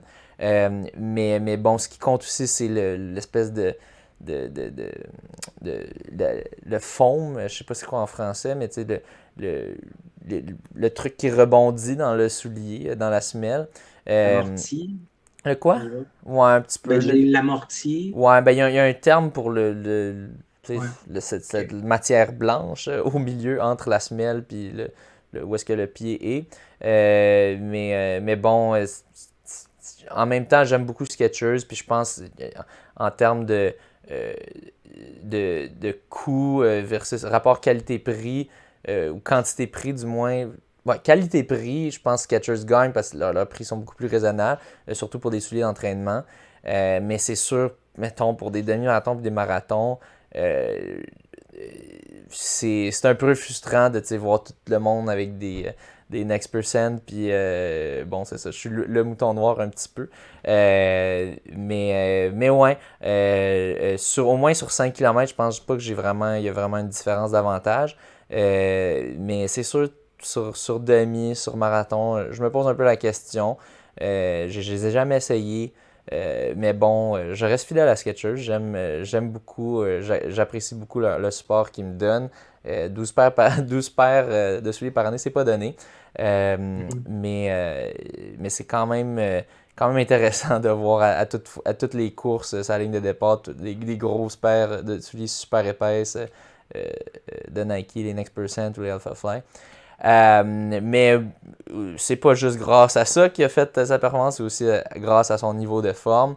Mais puis c'est ça, puis c'est dans le fond, personnellement, je m'attendais plus qu'il fasse une 8, une 9 peut-être, mais c'est j'avais aucune idée où est-ce qu'il était en fait. Je me basais plus sur ses temps précédents.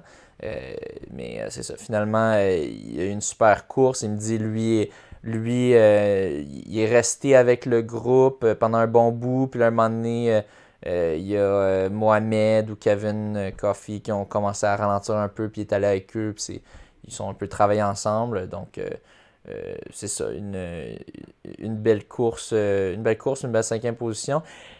Une chose, une chose que j'avais dit qui me choquait un peu, c'était la différence entre le peloton élite masculin et féminin. Pour de vrai, le peloton élite féminin, c'était ridicule la différence avec le peloton masculin. Il y avait 7 femmes, tout d'abord le nombre, il y avait comme 7 femmes élites versus du côté masculin, on était quelque chose comme 25 ou au moins une vingtaine. Euh, Moi, j'en vois 5 femmes classées, à moins qu'il y en ait 2 qui ne l'ont pas Ouais, mais c'est ça. Je pense conclu. qu'il y a des femmes élites qui n'étaient OK. pas dans le top 10 ou qui ont juste pas pris de départ ou quoi. Ah, ben, Euh, ou même le top 50, là, je regarde à peu près. ok, bon. Mais c'est ça. Tandis du côté masculin, tu sais, on a des gars. Laura Desjardins est forte, ça oui, il faut le dire.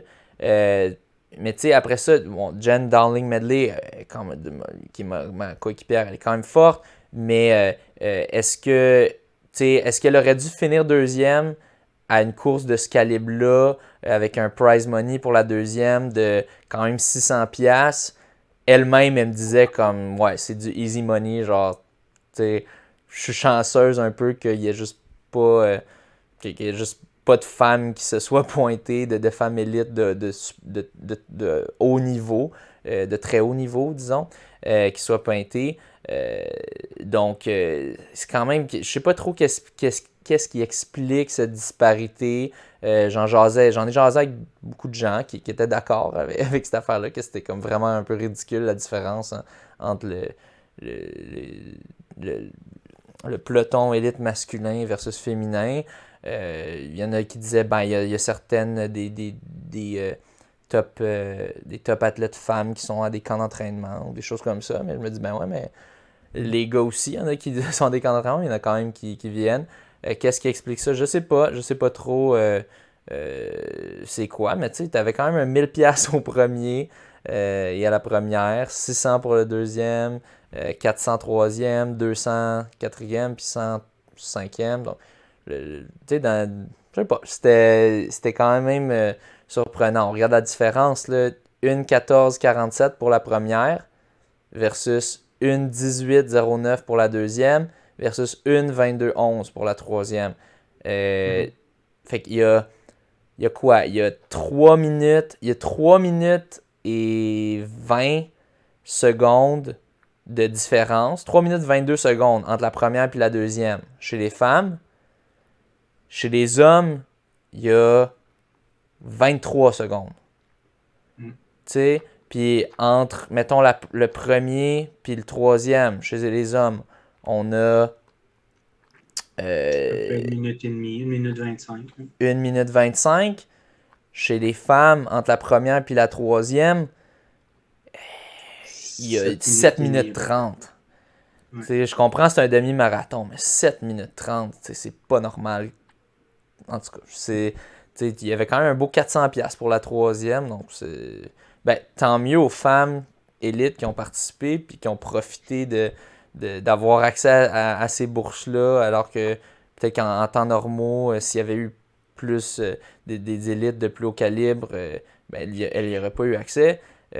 Mais c'est ça, c'est quand même surprenant. Mais au final, la morale de cette histoire, inscrivez-vous à des courses en tant qu'élite. Au pire, cancellez à la dernière seconde. Peut-être pas à la dernière seconde, mais quelques semaines avant, si vous voyez que vous n'avez pas de chance. Mais essayez-vous parce que il y a de l'argent à faire là. Puis c'est de Mhm. l'arbitrage, si on veut. On va appeler ça de même. De l'arbitrage de course. Mais ouais, quand même surprenant la différence. Puis bon, on va tant qu'à le mentionner, on mentionnait le Ton 5 5 km, km défi printemps. 2 semaines avant, ouais. Ouais, donc, tiens, on va écrire ça pour aller trouver ça. 5 km défi printemps. Donc, si on regarde, tiens, chez les femmes, on a eu, disons, top 5, Mathilde Collard en 18,54. C'est bizarre, il y avait une différence de 3 secondes entre le temps de puce puis le temps officiel pour chaque personne. Donc, on va se fier au temps de puce. Ça a dû être une erreur parce que moi aussi, j'avais ces 3 secondes-là puis j'étais vraiment le plus proche possible qu'on peut être de la ligne de départ. Puis je suis parti quand le gun est parti. Donc, Mathilde Collard, 18,54. Karine Lefebvre, 18,49. Marie-Lou Ferlandec, 18,14. Florence Caron, 17,45. Et ça a été remporté par Isabelle Morin, 17,37. Oui, c'est la sœur de Nicolas Morin. OK. Oui, pardon? Ah, j'ai juste dit OK. Ouais. Puis chez les hommes, cinquième, Kevin Bédard, 15,39. Antoine Brault-Germain, 15,36. Simon Boutreau, troisième, 15,26. Guillaume Ouellette, 15,20. Finalement, je l'ai remporté en 15,1. Donc, 3 flats. J'étais bien content. C'était une course, il faisait quand même venteux cette journée-là. Donc, peut-être un peu plus difficile. Mais c'est ça, somme toute. Bon, la course, j'avais Guillaume Ouellette qui est resté derrière moi jusqu'au 4e kilomètre. Puis au 4e kilomètre, j'ai senti qu'il faiblissait un peu. J'ai accéléré, puis je suis allé remporter ça. Mais c'est ça, ça faisait du bien, ça remet en confiance. Une belle course. Une belle Est-ce course qu'il y à avait une Québec. bourse? Ouais, j'ai passé un beau petit week-end à Québec. J'étais allé à une auberge jeunesse, mais cette fois-ci, j'avais ma propre chambre. Puis c'était beaucoup plus plaisant. Puis c'était beaucoup moins épeurant que l'autre expérience à Toronto. Euh, donc, c'était cela pour le défi printemps. Y avait-tu une bourse pour celle-là, pour ta Ouais, victoire? c'était 300 premiers, 200 OK. deuxième, 100 troisième.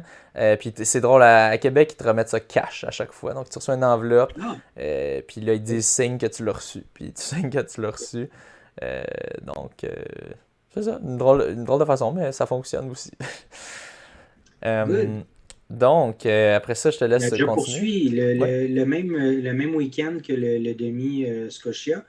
Il y a Matt Blanchard qui a couru sur un trail, le Madeira Island Ultra Trail au Portugal. J'ai regardé sur la map, c'est vraiment une île dans l'Atlantique, là. Une course de 115 km, 7300 de D+. Il est terminé quatrième sur quand même 713 coureurs en 13h51-43. Et ça a été remporté par nul autre que Jim Wamsley en 12h58-14. Cool. Aussi, on avait écrit dans notre document, Max Leboeuf a un frère Ah oui, qui s'appelle François Leboeuf, qui lui, il reste en Suisse. Je sais pas si c'est l'origine de Max ou si c'est son frère qui juste réside là-bas. Je pense son frère qui réside là-bas.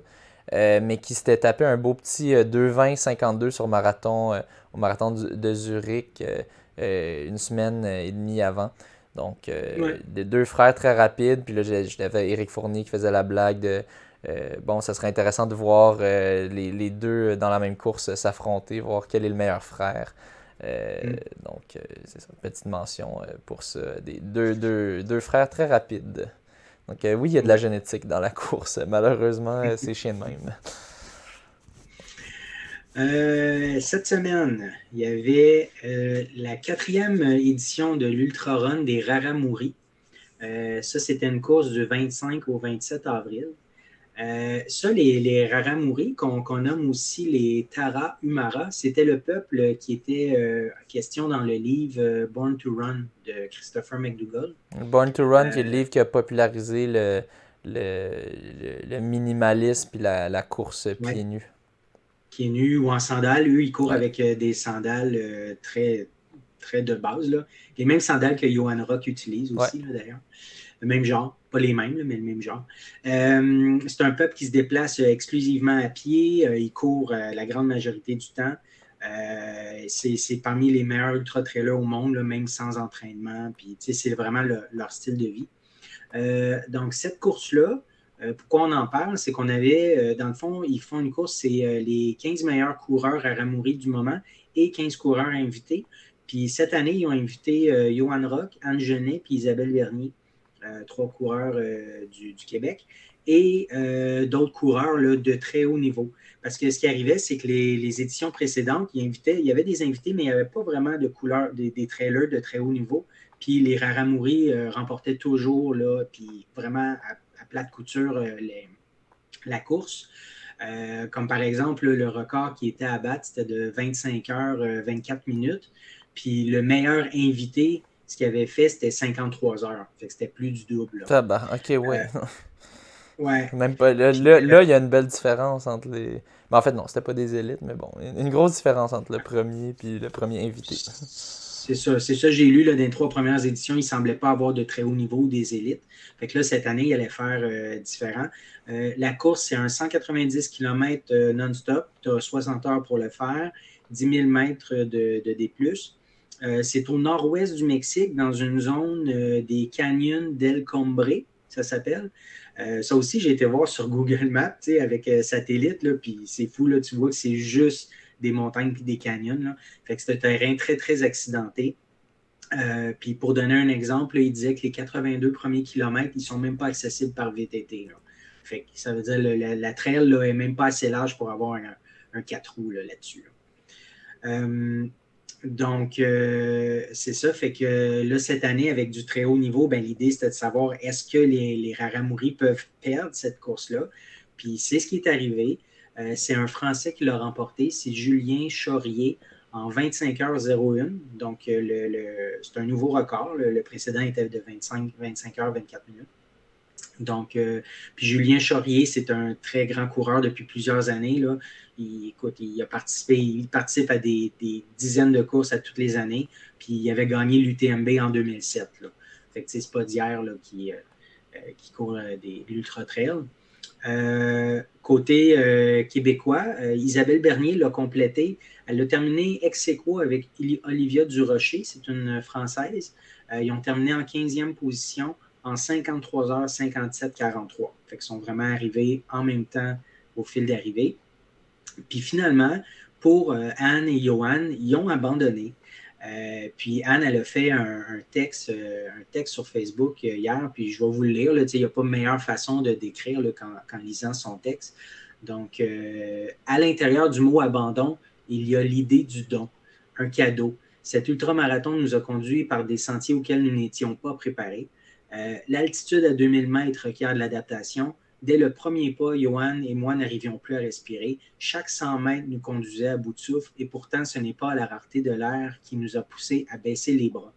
La chaleur, 40 degrés Celsius, ajoutée à la technicité des sentiers, permettant à un seul pied d'avoir un appui donnant sur des ravins de plus de 1000 mètres. C'est des immenses canyons là-bas. Ça demandait de la vigilance qui avait pu, avec la fatigue, la déshydratation. L'eau de la rivière ne suffisait pas. Étourdi, coup de chaleur nous rendait titubants. Tituber à 2000 mètres d'altitude n'est pas une bonne idée quand les pieds n'ont même plus d'appui. Donc, c'est un cadeau, un don. Eux, d'avoir été invités d'aller là-bas, ça doit être incroyable le feeling de recevoir cette invitation-là.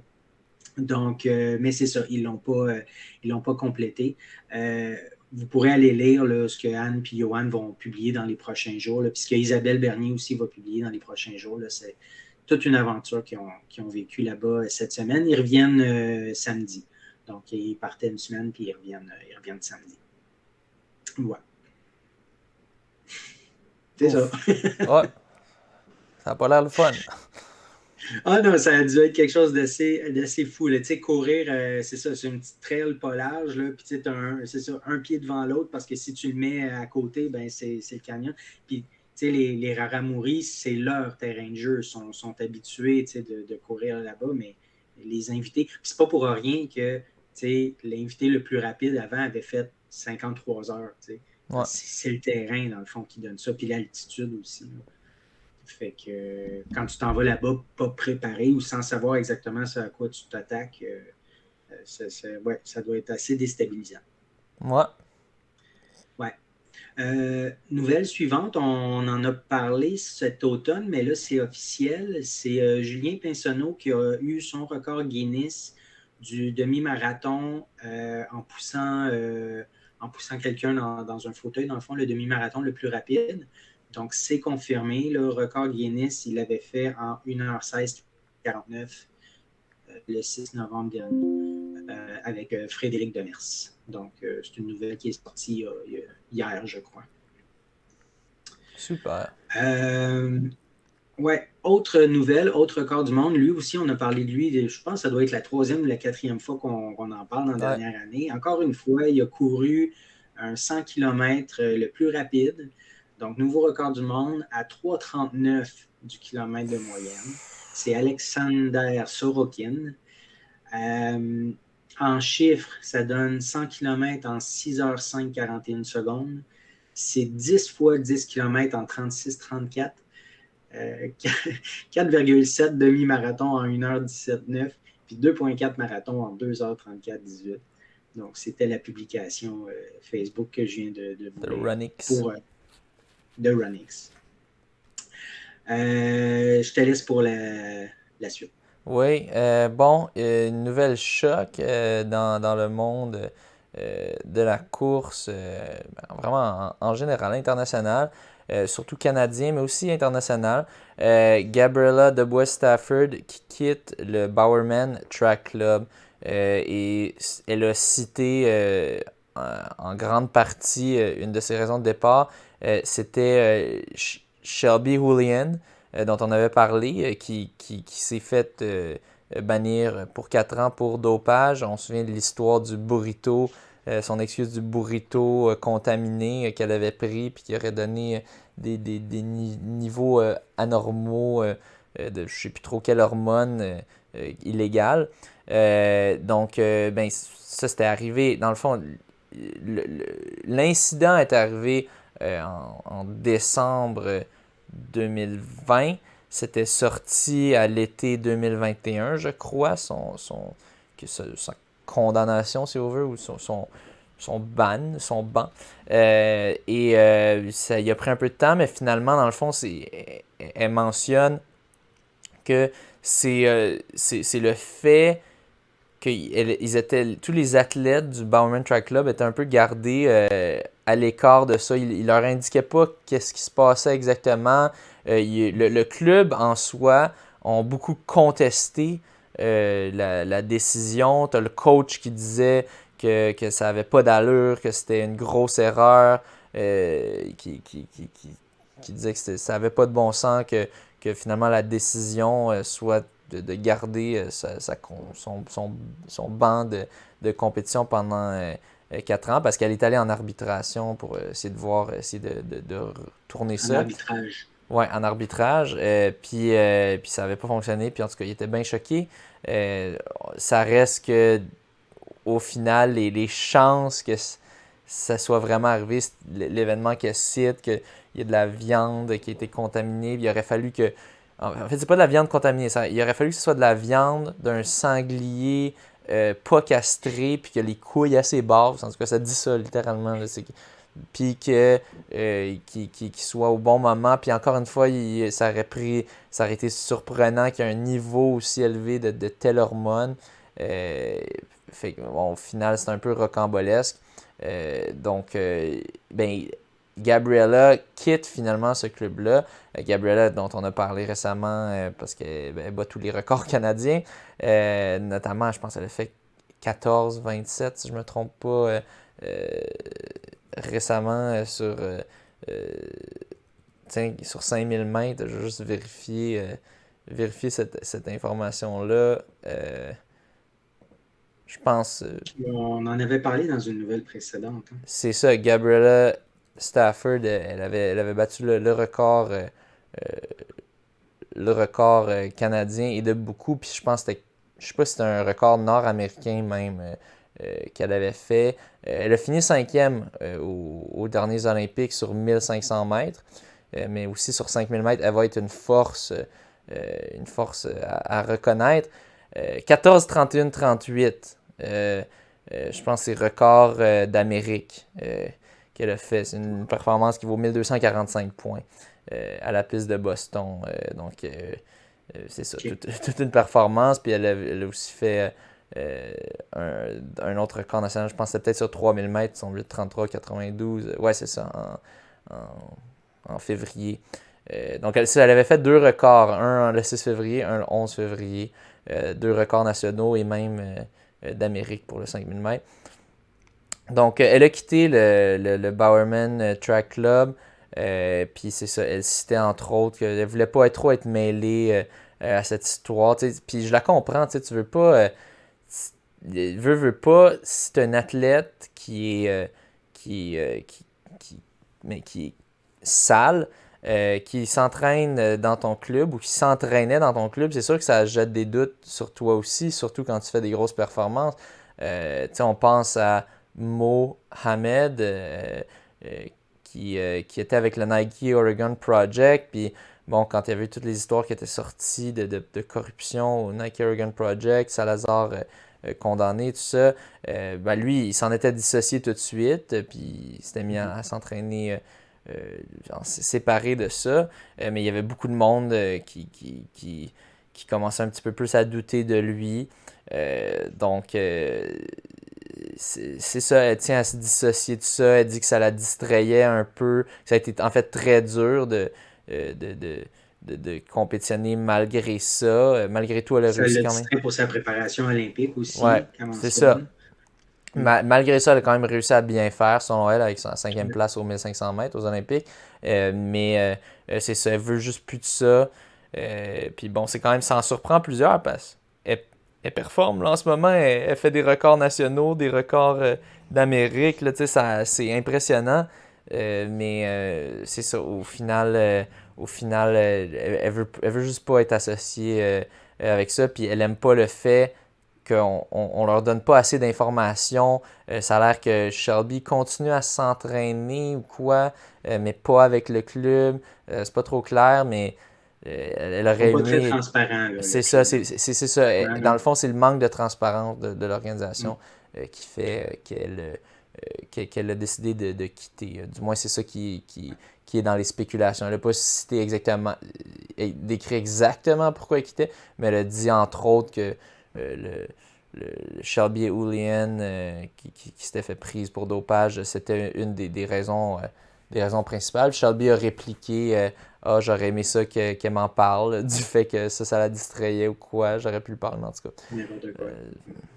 Les chances que Shelby soit clean sont infinitésimales, je pense, très faibles. Donc, ces mots ne valent pas grand-chose.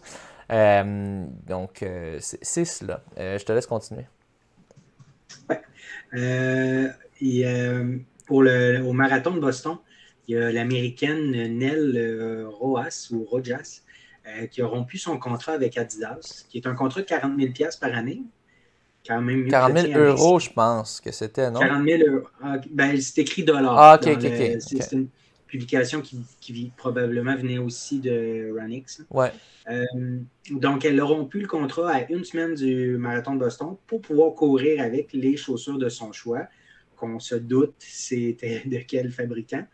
Résultat, elle a terminé première américaine, 10e au classement général et un record personnel en 2h25,57, battu de 1,5 de 1 minute et demie.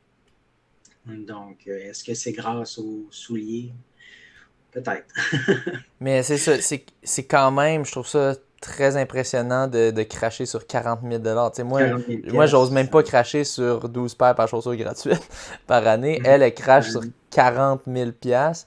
Je sais pas si elle sent Elle qu'elle doit avoir d'autres revenus intéressants, je suppose, là, pour faire ça. Mais...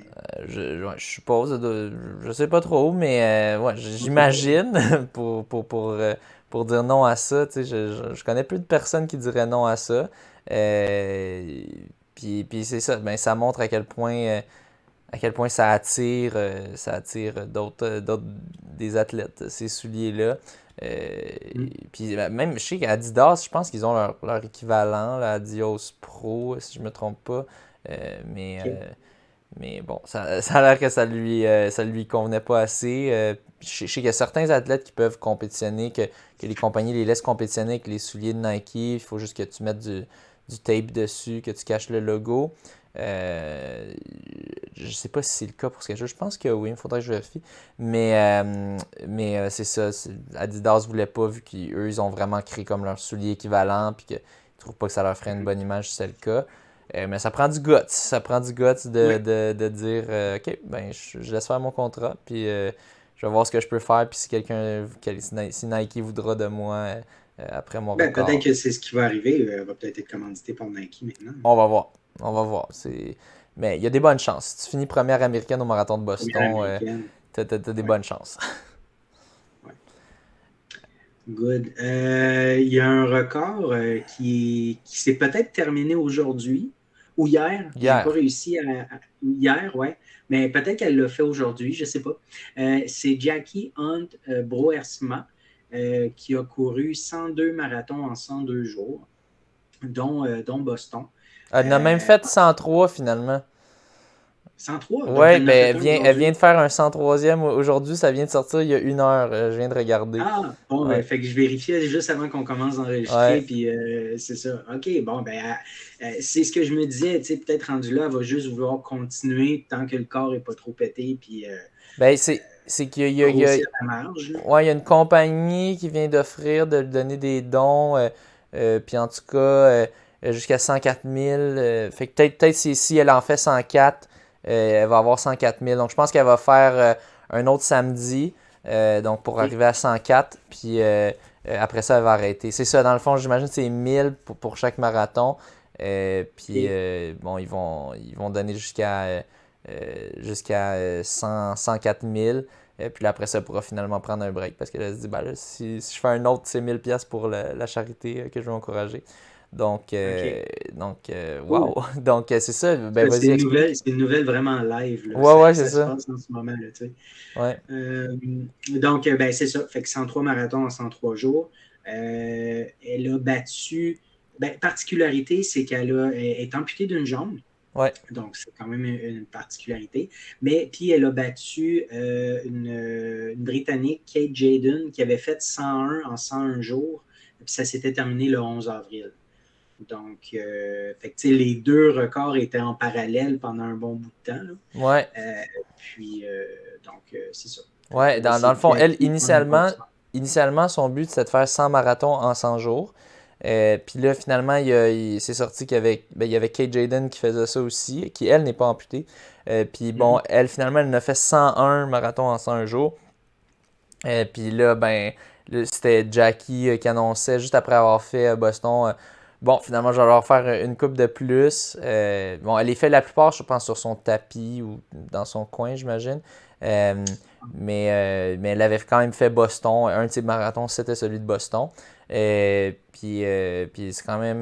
ben, ça prouve qu'être amputé, ça t'empêche pas de compétitionner pour des records contre des non-amputés. Dans le fond, elle a une jambe à la Pistorius, si on veut. Donc, c'est comme Ouais.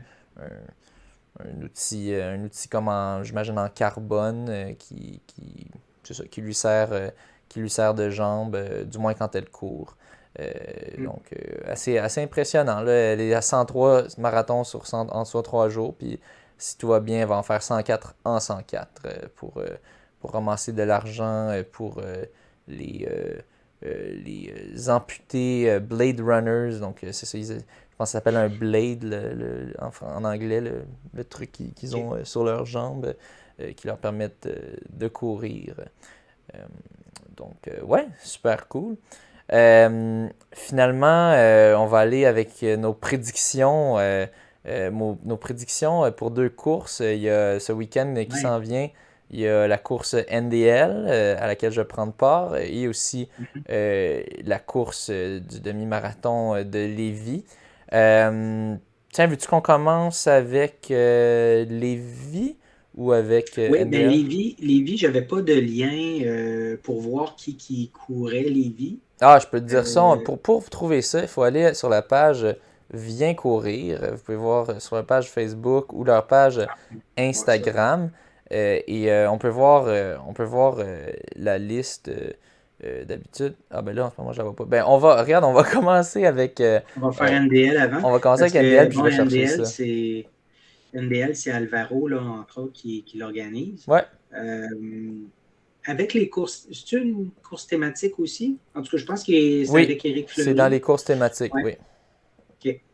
Il y a beaucoup de monde. Il y a une liste officielle, là, On va pas le ben, dire ça au change tout le complet temps. parce qu'il y en a trop. Non, Il y non, en a non, non. combien, là? Je pense C'est 90. 115 élites et Wow. sub-élites. 36 filles, 79 gars. Écoute, je regardais les noms, là, 5 km. Bon, tu sais, il y a Joël White que j'ai nommé qui était autour de l'horloge, Alex Castonguay qui est là, Ariane Rabi. Moi, Ariane, ça fait longtemps, il me semble que je n'ai pas vu son nom dans des courses. Là. Je ne sais pas, toi, peut-être que je me trompe. Là. Euh, ensuite, il y a Sabrina Saint-Gelais qui va être présente. Muriel Adlot, qu'on voit parfois son nom dans des distances plus petites, je crois, si je ne me trompe pas. Ouais, c'est une Euh, coureuse de 1500 mètres, 3000 mètres un peu, mais elle fait aussi des petites courses sur route, un petit 5 il y a kilos peut-être par-ci des par-là. noms que j'ai manqués, là, tu peux les nommer. Là, moi, je ne connais pas tout le monde non plus. Ah ben, je l'ai pas sous les yeux en ce moment parce que je suis en train de Ah, regarder OK. pour l'autre, essayer de trouver ça. Euh, OK. Mais regarde celle NDL, parce que là, si on veut donner nos prédictions, il va bon, falloir que tu saches parfait. qui est là. Donc, je vais aller. Ben, dans le fond, euh, côté. Si on regarde côté masculin, euh, je pense que ça va se jouer entre moi et Jérémy Briand, euh, si je me trompe pas. Là, mon Wi-Fi Ben, fait un. Benjamin Raymond est là. Il y a Benjamin Raymond aussi. Ok, ben, il y a Raymond, je vois dans Benjamin. la liste. Benjamin Raymond pourrait jouer dans les troubles fêtes. Ouais. Là, j'ai juste David mon Jecker, Internet il qui me semble marche que c'est un pas. nom. Ouais, vas-y avec les noms. David Jecker, il me semble que c'est un nom que je vois souvent dans Rapide, je ne sais pas. Encore une fois, peut-être que je me trompe. Là. Moi, en tout cas, j'ai l'impression que ça va être entre Brillant Tu puis dis moi. Jérémy Briand? Ouais, OK. Jérémy Brillant, qui OK, lui a je ne fait connais pas. un OK. autour de 14,37, si je me trompe pas, à Saint-Laurent. Donc, OK. il est en bonne forme. Il est en bonne forme. Euh, la dernière fois, c'est lui qui m'a eu dans une course sur route. C'était au 1000 Ah, Agile. Euh, Mohamed Agab, il est là. Oh, Mohamed Agab va être là. Ben, écoute donc, qui sait? Alors, tu sais, il pourrait jouer les Pierre troubles fêtes Loubiro. encore. Donc, oui, Pierre Loubiro va être là aussi, c'est vrai. Par contre, il semblait dire qu'il était vraiment pas top shape, qu'il était vraiment pas en forme. Il OK. vient de recommencer à courir. Il a été blessé longtemps. C'est sûr qu'un 5 km tu peux le faker, comme j'aime si bien le dire si souvent. Mais bon, à quel point, je sais pas. Il semblait très pessimiste. Peut-être qu'il essaie de jouer dans la tête, mais je pense pas. Je pense vraiment que c'est juste qu'il veut pas mettre les attentes trop élevées parce que le niveau de forme en ce moment est pas au top, mais il fait quand même la course pour avoir des bons entraînements. Mais qui sait? Faudra quand même faire attention. Euh, ouais, je pense que ça va être ça. Côté féminin, t'avais dit c'était qui dans les top filles qu'on Ben, avait? ben là, je dis pas que c'est les tops. Moi, je nomme, il me semble, les noms que je vois plus souvent ces temps-ci. Là, il y a Joël White, Sabrina Saint-Gelais, Alex Castonguay, Ariane Rabi, que je sais pas si c'était du très haut niveau côté filles, mais c'est un nom qui me dit Ouais. quelque chose. Ariane Rabi pourrait être là. Sabrina Saint-Gelais aussi. Je pense qu'elle Muriel vise un Aglo, que sub je 17 nommais. si je me trompe pas. Pardon? Je pense Sabrina Saint-Gelais, je pense qu'elle avait fait une publication récemment Alvaro qui a visé un sub 17 ou peut-être OK. 17. Wow. Ouais, je crois, je suis plus sûr. Euh, ouais, là je sais pas pourquoi mon Facebook marche pas. Peut-être c'est une panne de Facebook, ou peut-être c'est Bon. mon internet qui chie. Mais donc on va y aller avec ce que tu vois. Vas-y de mémoire. Ben c'est ça. De Si- ce que tu me dis, c'est ça. Ça va être ça. OK. Puis, puis sinon, Ouais. es-tu capable de retrouver pour NDL, bon, pas NDL, je veux dire demi-marathon de Lévis. Moi, je me souviens de mémoire, je sais qu'il y a Jean-Samuel Lapointe qui va être là, Marc-Antoine Senneville. Je pense que ça devrait être une victoire de Senneville. Tu sais, il n'avait pas fini loin de Jean-Samuel Lapointe l'année précédente. Il l'avait battu par quelques secondes, mais je pense que cette année, il va être plus fort. Je pense qu'il va être plus en confiance puis plus fort. Euh, si, on, si on se base sur ses temps, c'est son temps qu'il a fait aux 15 km des Pichoux, il a l'air d'être en bonne forme. Donc je pense que ça devrait être une bonne victoire pour lui. Ensuite, Jean-Samuel Lapointe. Je sais qu'il y en avait une couple d'autres. Je me souviens plus de. David Girardin. Ouais, peut-être David Girardin aussi, lui qui a fait 33 récemment sur 10 000 mètres. Je pense qu'il risque de finir troisième, selon moi, si on se base sur son temps récent. Euh, donc, côté masculin, c'est ça. Côté féminin, je Ouais, pense ça serait ça. qu'Anne-Marie Como est là. Donc, OK. si je me souviens bien, donc, ben, on lui avait parlé. Je pense qu'elle avait dit qu'elle faisait. Donc, victoire facile de son côté, selon moi. Ah, il y a. OK, je Aïe. viens de trouver la publication pour les femmes. Il y a Maggie. OK. Maggie Dargis. Voyons, Ouais, Maggie Darvis. Dargy, ou ouais, je pense que c'est Maggie Dargy, Dargy. pardon. Elle, OK. ben, c'est un peu un wild card. Je penserais pas parce que ben, Anne-Marie Como va être là, non? Ouais, C'est confirmé? je défile les photos, là. Ouais. Donc, bon, Maggie, elle a été blessée longtemps. Là, elle est de retour. Ça va être à voir. Tu sais, qui sait? On sait pas. Je sais que ça fait longtemps qu'elle a fait un demi. Elle avait gagné le 5 km NDL la dernière édition. Donc, c'est elle qui a le record de parcours aussi, vu que les records de parcours avaient été faits cette année-là. Mais je sais pas, ça va être intéressant à voir où est-ce qu'elle en est. Mais sinon, je pense que Et c'est ça. je, Comment est-ce je qu'elle est là? regarde la publication. La publication que je vois, c'est du 12 avril, puis Anne-Marie Como n'est pas dans cette Ah, publication-là. ok. Donc, peut-être je me suis trompé. Peut-être Je qu'elle sais pas ne si l'avait elle est pas dit venue qu'elle par faisait. après. Coudon. Peut-être j'ai imaginé ça. Fait que, ben, dans le fond, puis il y a qui d'autre qu'on voit chez les femmes? Ouais, ben, Camille Riopel, Caroline Pomerleau, Nadia Bolduc.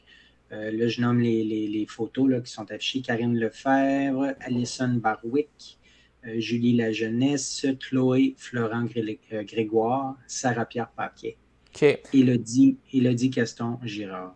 Ouais. Ouais, ben, dans ce cas-là, je pense que ça va être une victoire de Maggie si la forme est là. Parce ben, je compare aux autres noms qui sont nommés. Je sais qu'elle les a toutes battues dans le passé dans les courses précédentes. Donc j'irai avec Maggie dans ce cas-ci chez les femmes. Euh, Ok. Puis bon, après ça, ça peut vraiment varier pour la 2-3. Là, ça risque d'être un peu plus serré, j'ai l'impression. Mais ça va être à Mhm. suivre. Tu sais, le niveau de forme peut tellement varier d'une personne Ouais. à l'autre avec l'entraînement. Donc, c'est difficile à dire, mais c'est ça. Côté masculin, je m'attends à ce que Senneville gagne. Je m'attends vraiment à ce qu'il l'emporte. Puis je pense Jean-Sam deuxième, la pointe. Ouais, je verrais bien ça. Cool. Ouais. Puis côté NDL, écoute, si Sabrina Saint-Gelais vise un sub 17, c'est super. Il y a Alex Castonguay qui pourrait sortir une très grosse performance, je suppose. Joël White aussi, qui avait très bien fait là, autour de l'horloge. Il y a peut-être d'autres noms aussi qui peuvent être des totales surprises ou des noms que moi je ne reconnais pas, mais qui pourraient faire le podium. Là. Côté filles. Il y a un 10 km, il y a Bianca Prémont qui va participer au 10 km, entre autres. Puis côté gars, toi, tu te vois, là, j'ai... Ah, Bagdad Rachem aussi, je viens de voir. Ouais, mais lui c'est sur demi peut-être, mais sur 5 km, il est quand même plus âgé. Je pense qu'il est quasiment rendu 40 ans, si je me trompe pas. Donc, c'est dur de compétitionner contre des jeunes plus dans 25-30 ans sur 5 km. Donc, je serais pas surpris qu'il peut se faire peut-être un 15-30. Peut-être 15-15 autour de ça, mais je penserais pas. Non, c'est ça. Je suis pas mal sûr que ça va se gagner en un temps qui va battre le record précédent qui était de... Je pense que j'avais fait 14,42 ou 48, je suis plus sûr. Ça, c'est l'autre publication. J'ai sorti, là, tu as fait 14,42, ouais. En 2019. Mais c'est ça. Je pense que ça va battre ça parce qu'il y aura Jérémy Briand. Je pense pouvoir me battre avec lui. J'avoue que je pense... Mohamed Agab qui a bien fait au demi là, sur 5 ouais, km. Il pourrait aussi. Je pense par contre, lui, c'est qu'il est très fort mentalement. C'est juste une bête. Mais en termes de vitesse, j'ai fait peut-être 1 ou 2 entraînements cette année avec lui. Je pense 1. Dans l'entraînement, je le battais, mais ça fait longtemps. Mais j'ai l'impression qu'en termes de vitesse de pointe, je le bats. Puis lui, il est juste bon. Il a fait super bon au Marathon de Montréal. La dernière fois, il avait fini comme 3e ou 4e, là, si je me souviens bien. Donc, il avait fait super bien. Mais c'est sur du long, plus sur du long. Donc, sur du court, je pense que je le bats. Mais qui sait, puis en plus, il va être encore dans le ramadan. Je pense que c'est pas encore fini le ramadan, donc autre chose qui le désavantage. Donc, mais donc c'est ça. Mais c'est ça, Pierre-Loup, on sait pas. Wildcard un petit peu, mais selon ce qu'il décrit, il devrait pas. Ben Raymond, non, je t'avoue, lui aussi, il me fait peur quand même. C'est sûr que lui aussi, je le vois plus comme un gars de long. Il a fait une méga perf sur demi-marathon. On l'a pas vu je pense pas qu'on a vu de 5 kilos récents de sa part. Il y a son 10 000 qu'il a fait en bas de 30. Ouais, il y a son 10 000 en bas de 30. Donc, la forme est là.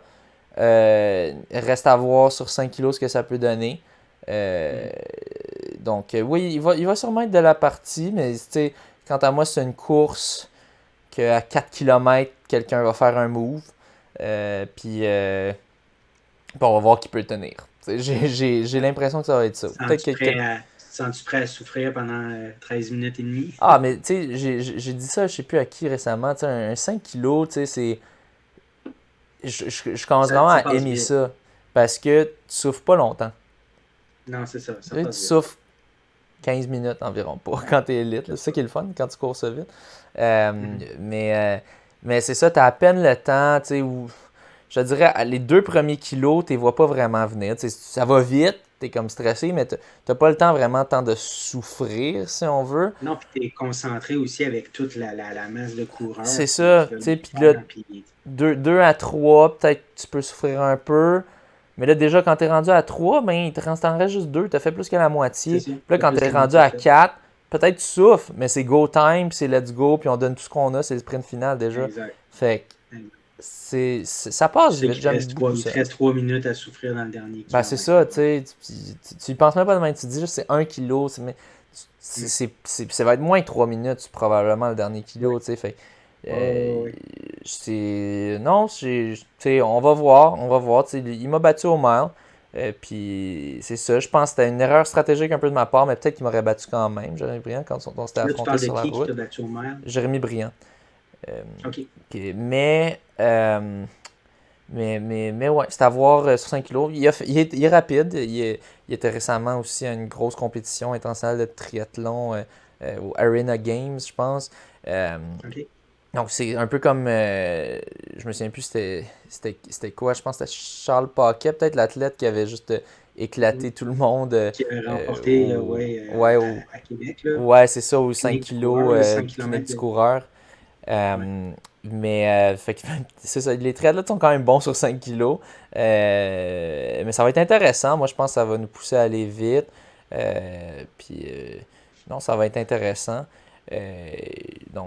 À suivre Yes. définitivement. Ça va être le fun. Regardez les résultats sur Sportstats ou regardez. Je sais qu'il y aura Eric Fournier qui va finalement être le vélo qui ouvre. Ouais. Donc, il risque de nous courir un peu, en fait, de nous crier un peu après, let's go les gars. Puis je sais pas s'il va faire un live ou quoi pendant ce temps-là.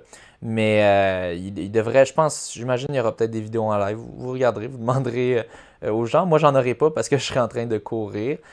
Puis, ben, on va être là. Donc, moi, je serai là. Toi, tu vas être là aussi. Donc, Ouais. si jamais vous nous voyez à NDL, faites-nous des On va saluts. venir vous voir. Ouais, faites-nous des Moi, je vais être là saluts. avec mes garçons. Mes garçons vont faire le 2 km. Cool, Donc, cool. on peut Donc, passer l'avant-midi là. ouais, n'hésitez pas à nous accoster. Puis Yes. c'est toujours sympathique de rencontrer des auditeurs du podcast. Donc, merci beaucoup pour votre écoute. C'était un long. On avait beaucoup de Oui. nouvelles à couvrir. Ouais. 1h50. Désolé. On essaie de faire ça le plus concis possible. Mais en même temps, des fois on a des grandes gueules. Puis Non, on s'est pas on trop passe sur des étendu. chiffres. On s'est pas trop étendu aujourd'hui. Ouais, pour la quantité qu'on avait, c'est pas si pire. C'est ça. Donc, merci beaucoup. Et sur ce, bonne course. Bonne course, merci.